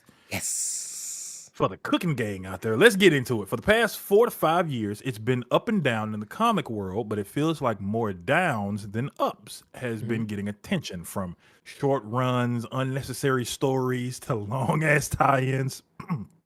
My question is, what are 6 problems in the comic industry currently that need to be fixed or corrected? Thanks for reading and bring back the cooking group. I got mad recipes to share. Shout out to his mom and pop, love for me. Well, I mean, you kind of named some of the ones that I was thinking. The main thing for me is too many events. And kind of as a postscript to that, too many tie-ins. Like it's too much bloat. We also have too many spinoffs. Sometimes there's too many like books that, it's not to say they're not good. It's not to say that they're not enjoyable, but it's like when you get told that, oh, this is going to be required reading for something, or that this is going to be tied into this and is going to help explain the story more. It's like, not really, not in the strictest sense. No. Also, I think we need more comics that are, this is actually more of a DC problem, honestly. Newer heroes, like the hero, like a focus rather on newer heroes. I also kind of feel like we're at a point right now too where books are getting canceled They're getting canceled too soon. That actually goes to one big problem I think is in this industry is, and you bringing up gods actually brought this point to me. We need a lot more promotion from these comic companies, because if I'm not even realizing or knowing that Gods is 8 issues, and I don't give a fuck if I'm not reading it, there are people that are reading and enjoying every goddamn issue, and those are the only ones that are reading it, and then you're going to blame poor sales. Well, it's because you're not promoting these books. I think you need to put your best foot forward, just like you can promote these Avengers and Iron Mans and Captain Americas. You can put that on a Gods. You can put that on a Blade. You can put that on an Incredible Hulk, because Philip Kennedy Johnson's Hulk is really, really good. Taking it over there to DC, you can promote things other than Batman, because just to keep it with Philip Kennedy Johnson real quick, that Green Lantern War Journal is great. So I think there needs to be that. I think that's one big problem that needs to be fixed is they need to put more of an effort in promoting these books, because a creative team isn't always going to sell them. If they're with you, whether it be Marvel or DC, it's going to take you being those entities to promote them as well. And I don't think that's really happening a whole lot. No, it's not. I'll also say that books relaunching at #1 too often, it's confusing. Like, not to me, I can pick it up, but like to people who kind of like to go back to what Tom Brevoort was talking about with in regards to trying to make it as simple as possible for people to know where to jump on. I get relaunching at #1 is kind of a decent way to do it, but it happens too often. Like, we're too often, like, case in point, I love Chip Zdarsky's Daredevil, but there was no excuse for it to relaunch at #1. It could have just kept going. Like there's no good argument to me for why Chip Zdarsky's Daredevil goes from 1 to, like, I think 36, 37, something like that, and then goes back to #1 just to get to, like, what was it, 15, 16, 17, 18, something like, or I think it was like 14, actually. I don't know. It made no sense. It made, like, it was weird because it kind of felt like Marvel just didn't want the book to go to 50. Because if it wouldn't have relaunched, it would have gotten to 50. You know what I'm saying? But also less Batman. I feel like that's 6. That might have been more than 6, but yeah, whatever. We've also got Urban. Oh wait, this is the Urban CrownPrince.exe out here. I gotta make sure we put some respect on it. Says, what is good, my Blerd Cohen's question? Are there any mutant powers that are on par comparisons with Spider-Man's powers, like web swinging, wall crawling? That is all, y'all. Have a blessed Saturday. So here's the thing. I mean, technically you have Nightcrawler and Beast. That's kind of, I say Beast in terms of his agility. Nightcrawler in terms of his ability to teleport. Nightcrawler might actually be the closest you get to a Spider-Man, like, without being Spider-Man. Yeah. Like minus the webs, Nightcrawler might be your closest bet. Like, everything else is just more Spider-Man, I think.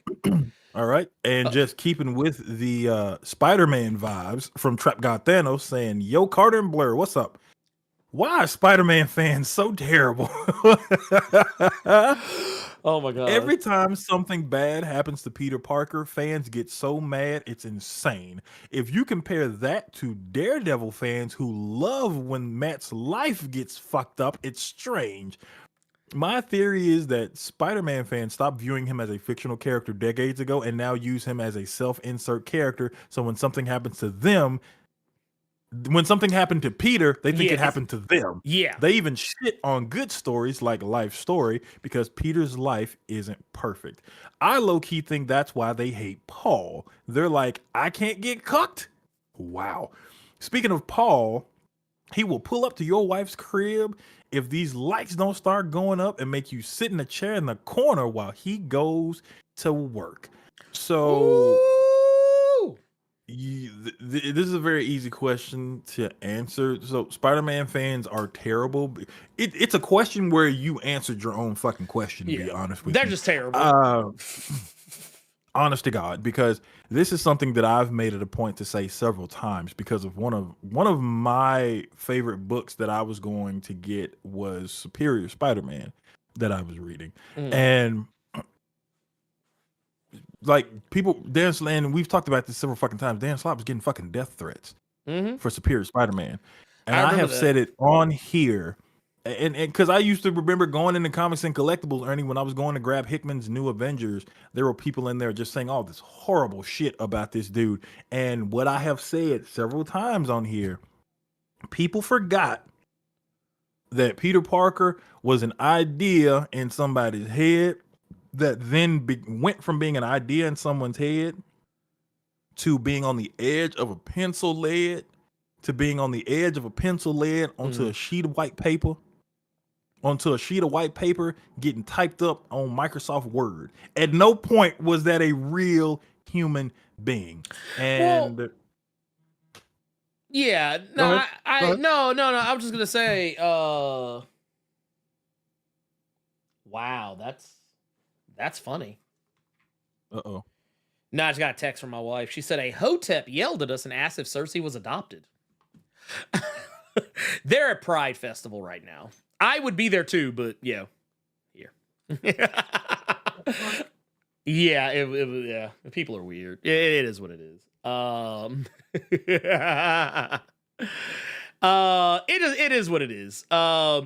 It's funny too because Cersei looks just like my wife. So there's no way anyone could no one can look at Cersei. How you just say that with us? Like, how you just say that to somebody and just aren't afraid of getting? Is it because it's Pride Fest? You just not afraid of getting swung on? Like, what the fuck is that? I don't know. It's weird. But that was why I paused for a little bit. I was reading the text. Yeah. But no, it's funny to me because I always find self-insert a funny term because I see people use it a lot when they refer to how writers write stories. I actually feel self-insert is actually more applicable to readers than it is to writers, because here's the thing, and I don't want to break anyone's hearts, but self-inserting is not the insult that you might think it is. Like a self-insert, everybody, when you write a story, when anyone creates something, they're always inserting themselves into it in some way, shape, form, or fashion. It just kind of is what it is. It's like case in point. I've talked about this before. The comic that I'm writing, my character, my main character is not me. He's not like me 1-to-1. But there are parts of me that are in him. Like there's parts of my personality that are in him. My lived experience is his lived experience to a lesser extent, not like 1-to-1, but just on a small level. So whenever I see people say that, oh, so-and-so, just self-inserted, like thinking that that's the flex they think it is, it's not really, because like, I think to people who don't know how to write, like, or don't know how writing works or how creative writing works, I think maybe it might come off as an insult, but to people who actually know the process, I don't think it's the insult people think it is. Like, I remember people saying the same thing about Sophie Campbell regarding her TMNT run, and I was like, she didn't really self-insert herself so much as she probably inserted some lived experiences that she had into some minor background characters. Like, the whole thing with Jenica's girlfriend, whose name I'm blanking on at this precise moment in time, but there was some body dysmorphia and so-and-so commentary in a couple of random issues. It wasn't even like a thing that was focused on like for a whole issue. Like it popped up for like a few panels here in one issue, a few panels there for another issue, and then later on down the road, it was like, oh, okay, yeah, everything's fine. And then there was another one where Mona Lisa had an instance where she tried to reveal to her parents that she was alive after the mutagen bomb, because and revealing to her parents that she was a mutant. That she was now a mutant, and kind of using it as an allegory for like coming out as trans to like, your family. There was that, but it was like literally for like a page in an issue. Like it wasn't like a, oh my God, this is the it's taking over the whole story. It's like, it was literally just like not even a whole page. Like it was just it's like just a thing. But yeah, anyway, point is, I think I do agree with the self-insert aspect of Peter Parker from a reader perspective. I do agree with that, and actually might make a video digging into that a little bit. Maybe we'll see. I'm putting on a list of things, a very long list of things to do. But yeah, whenever I hear people say that shit, I'm just kind of like I think I saw nobody except me say the Dan Slott was self-inserting himself into Spider-Man, and I'm like, I don't know if you've ever talked to Dan Slott, but I don't think that is the case. I don't think that is what was happening there, but you are entitled to that opinion.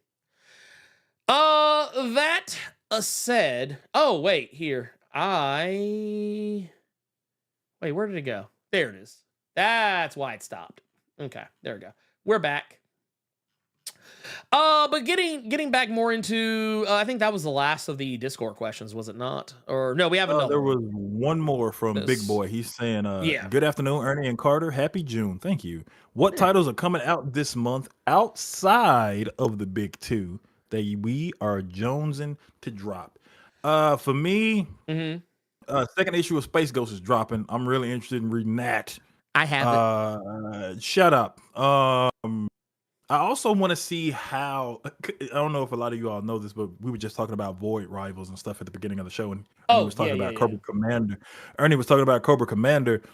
Destro has a book coming out this month, and I just have to read how you gonna do a solo Destro book. I have to read this. Well, I mean, I can tell you how it's probably gonna go. Okay. But I mean, because you said you read the Cobra Commander stuff, right? Yeah. Did you read any of Duke beyond issue 1? I think I did read issue 2. Okay, so Destro factors into Duke. That's why the bats are a thing in Cobra Commander. So there's that. But yeah, as far as that goes, I am excited for Duke. Kelly Thompson's Scarlet drops next week. We've also got the Ultimates #1, which I'm curious about because I've heard a lot of. It's weird. That book went from getting a lot of praise from having the most white cast humanly possible to now everyone is just like filleting the fuck out of the book now that the early reviews are out. So I'm really excited to read it just to see like if there's any validity to some of the reviews. There's also going to be this is also not from the big two. Something I'm excited for. The next issue of Philadelphia is going to be dropping. There's that, which I'm very excited for. Minor Threats, The Fastest Way Down is going to be coming back. Also, Vampirella Dark Reflection starts, which I got to talk to Janine Aitchison and Thompson Nagowski about that one, so I'm very excited for that as well. Trying to think, there's something else that I was blanking on at the moment. But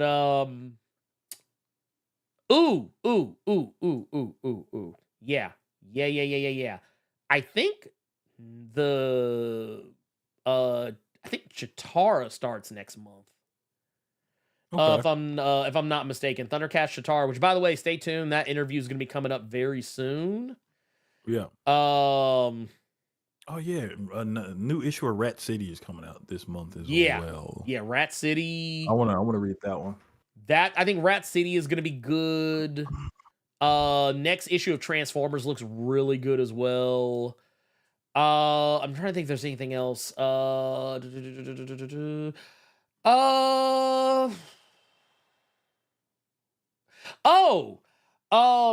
There's another issue of Ninja Turtles, Black, White, and Green coming out. I thought they were just doing it like as like a little one shot, but apparently it's coming back for more. So I'm excited for that. Very excited for that.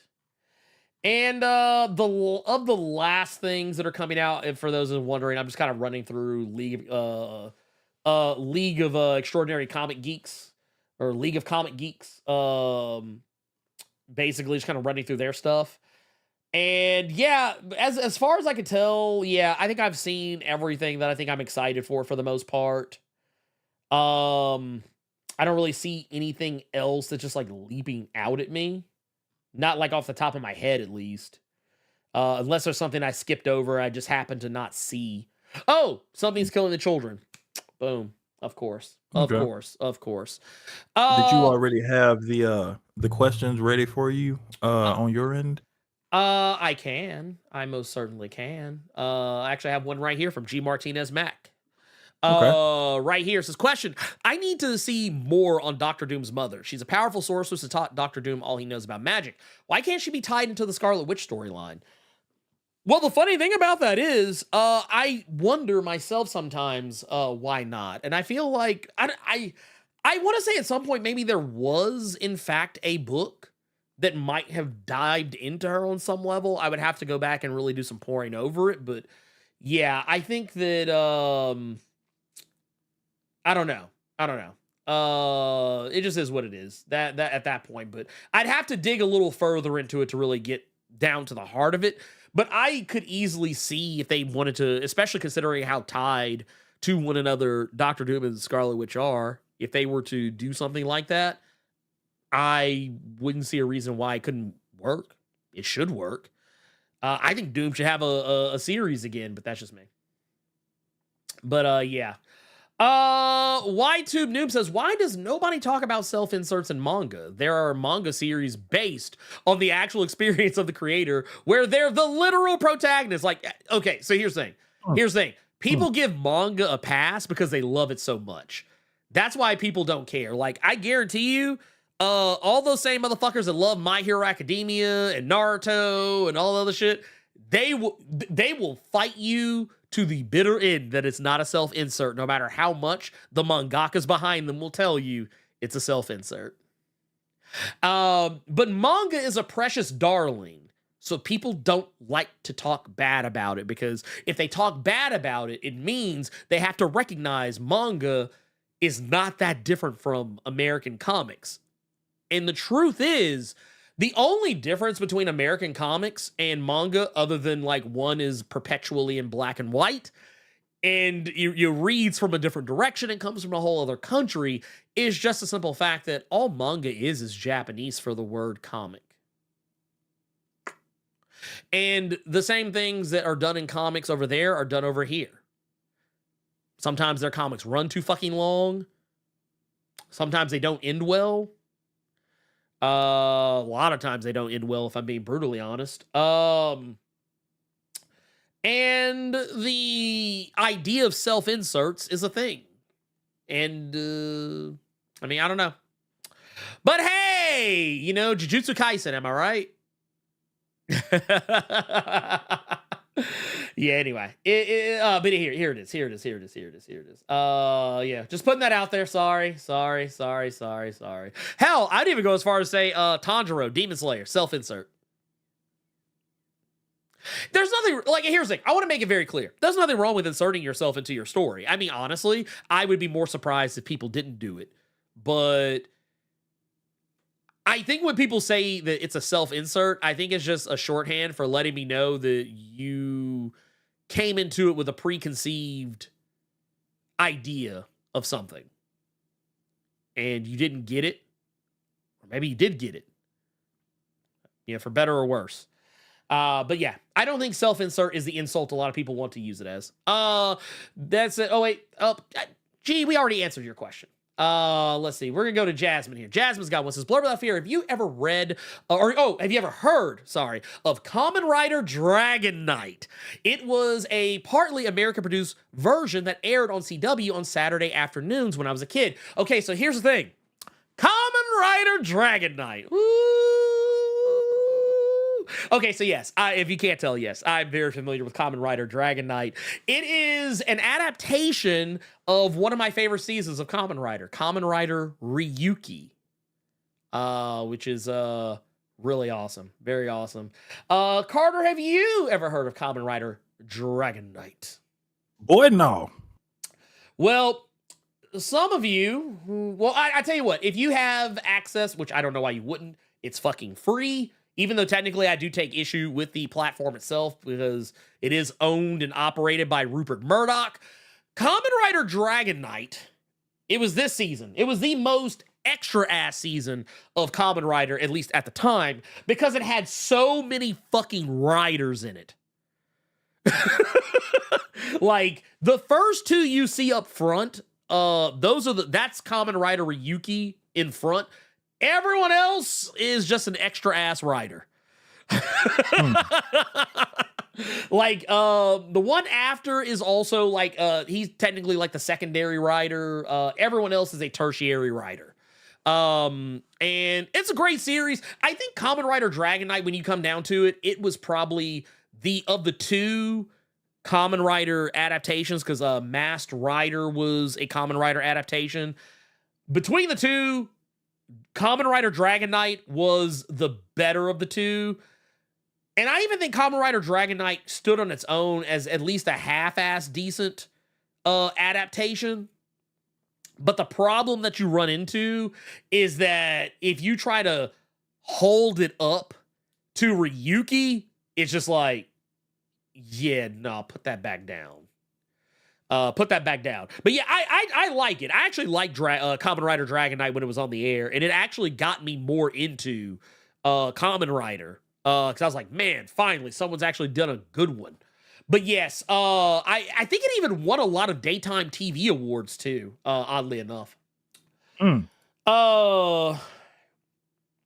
Let's see, what was that? Was that 3? That was 4. No, that was 3. Was it? That was 3. That was 3? Okay. That was 3. But yeah, my Kamen Rider, I didn't even know Kamen Rider still existed until you fucking told me. I thought all that shit was done in the 90s until until all of y'all told me otherwise. I did not know this was still some ongoing, big as it is, shit. Dude, they are still making. Matter of fact, like just with the Super Sentai in the Power Rangers, I thought that shit was done early thousands. And we put it to bed. Dude, look, let me tell you something. This was 2021. This was 2021. The one they got right now is the Kamen Rider Gotchard. That's the one that is running right now. Gotchard what? Gotchard. Gotchard. Oh, Gotchard. Oh. Gotchard. You said got y'all. I'm like, what? Gotcha. They got me. Gotchard. Oh, okay. But no, I think that's the current one, and I think that season's even about to wrap up, and there'll be another one after that. Like they do a new one every year. Every year there's a new one. But this is up because it's the one I'm watching right now. Like I'm actually going back and watching this one because Kamen Rider Revice was the one I skipped. I think I went from Saber to Gates or Gates. Or is it Gates? Whatever it is. Yeah, but you know what I mean. The one with the blicky. You know what I'm talking about. The one with the blicky. Oh, have mercy. What? Well, you have a first-time chatter in your Twitch stream, Mrs. Modoc. She wants to know, is it normal to have spent $1,200 on a custom Modoc plush? God Girl, no. Damn. No. But here's the thing. Here's the thing, though. I respect it. I fucking respect it. You know why you respect it? Because it wasn't your wallet. That's why. I mean, that's true. That's true. It was not my wallet, so therefore I did not have to spend the money. But I do. Yeah, I respect that shit. That's hurt reading that one. Good Lord. Oh, wait, hold on. Let me pin this one. Shit. And I'm going to pin this one just so it doesn't go away. Yeah, we got Wilbur Robinson says, I will say nobody has it as bad as Lockjaw of the Inhumans. Imagine being regular man, then becoming a teleporting dog. Could you handle it? No. There's something much worse, and that's because I read the Charles Soule stuff. The motherfucker that's he was human, and then his ability, he just turned to a door. The dude they used to go through teleporting and shit. Yeah, when they can't lose your Lockjaw. That motherfucker is just a door now. Yeah, about that. So yeah, Lockjaw was a human, but he can still eat, sleep, shit, and smash when need be. He ain't no damn door. Oh yeah. No, like I said, that's a much better. That's also, point of interest here. Devontre says, nah, we have literally Hayao Miyazaki talk about characters he's written, he inserts into his movies and manga. So once again, I'm just saying, nobody cares when it's anime and manga. We only care when it's American comics. So that's why I say it's not the insult you think it is. It's not the insult. It's not the flex you think it is to try to clown a writer for self-inserting on any level, because everybody does it.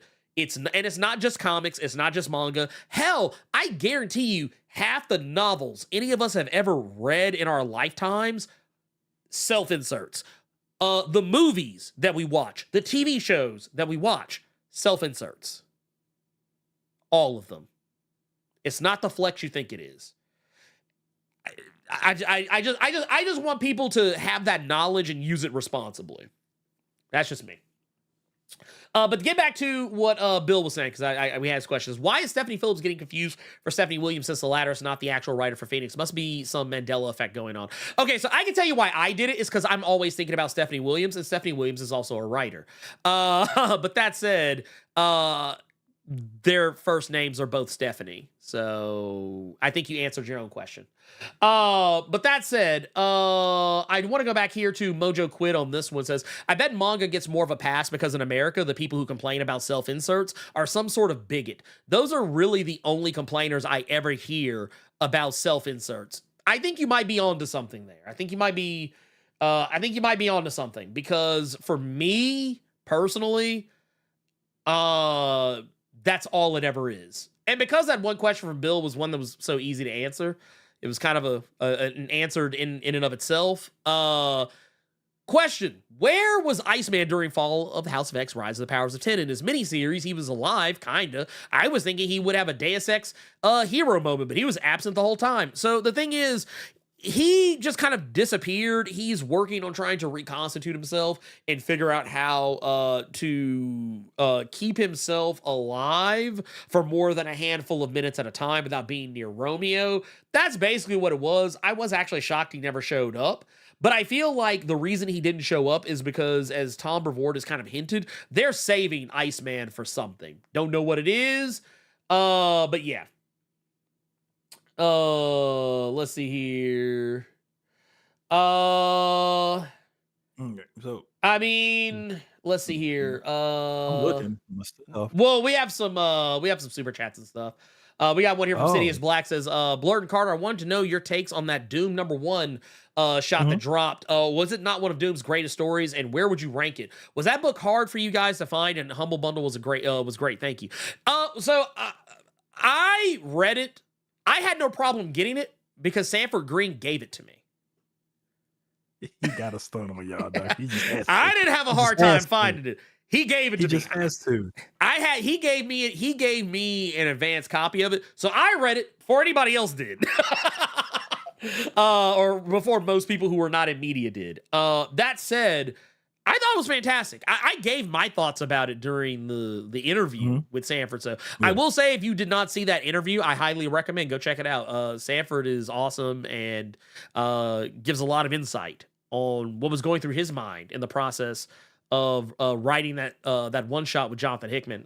Carter, you have not given your 2 cents on it, so if you would like to, you are. I don't like talking about the interview you did with Sanford Green because I wasn't a part of that interview, and I would have really liked to have been a part of that interview, even though you told me how last minute that interview was to put together, and you couldn't hit me up if you wanted to. I don't care. I'm still salty. It's okay. Yeah, I think it actually flowed better. Wow. Well, it would not have been as long. Wow. It would not have been as long. And then doubled down on it. Doom was fine. That Doom issue was fine. I haven't really read in comparison to the series he had before. I can't remember who was writing it. I don't remember the writer off the top of my head. Yeah, I liked it better than that. But no, it wasn't hard for me to find. Not the local shop that I go to here in Venice. Let's see here. When did that come out? That was 2016, I think. Or no? Or was it 2018? No, it had to be, no, it couldn't be 2016 because it was before all that. Had to be 2019, 2020? Yeah, 2019. 2019. Who wrote that? Christopher Cantwell. Yeah. Just hearing Which I how like bad that you all series. had it. Like, because did you see the one motherfucker, the one guy shop, some motherfucker that owns that shop bumped it up to like $20 or something? Yeah, I saw that. Yeah, I remember that. I remember that. Devontra, I'll have to disagree with you on Kamen Rider Revice. I actually really like it, but we do tend to have very differing opinions on Kamen Rider. So I will just say that because I really like 01 and I know you did like it. Let's see here. I'm looking back through. We have one that was a little further back that I can't show. Actually, I have a couple that are a little further back that I can't show. One of those being from Don Heim says, God's issue 8 out June 12th. That was, well, yeah. I think that was something we talked about. Joel C. Man, with 49, Jesus Christ, says, speaking of DEI, Blue Marvel be in the MCU. I'm going to keep pushing for it. Man, do you know how bad folks are going to be crying DEI if they put Blue Marvel in the MCU? It's going to be, folks, apoplectic. You did have people trying to say that was who Giancarlo was going to be playing, but something that just happened while we're live right now is they're shooting Cap Brave New World in Atlanta right now. Yeah. And Giancarlo is on He's the call as a villain. Yeah. So. I saw some people speculating as to who he might be. I saw some people say that he might be Gyrick or that he might be some other random character. And I was like, okay. Here's the thing. I'll just wait till it comes out. Mm-hmm. The thing about him being on set for Captain America 4, I heard that last night. So that's that one kind of is what it is there. But to get back to it, let's see here. We've also got this one. I think I might actually be able to. Can I show this one? I don't know if I can. I don't see it. Oh, there it is. There it is. Bam. There we go. Greetings, Emmanuel, Carter, Maine, and my DEIs in the cave. Blade is rumored to be getting a 4th rewrite. We getting that Blade movie in 2025 or nah? No, let me tell you something.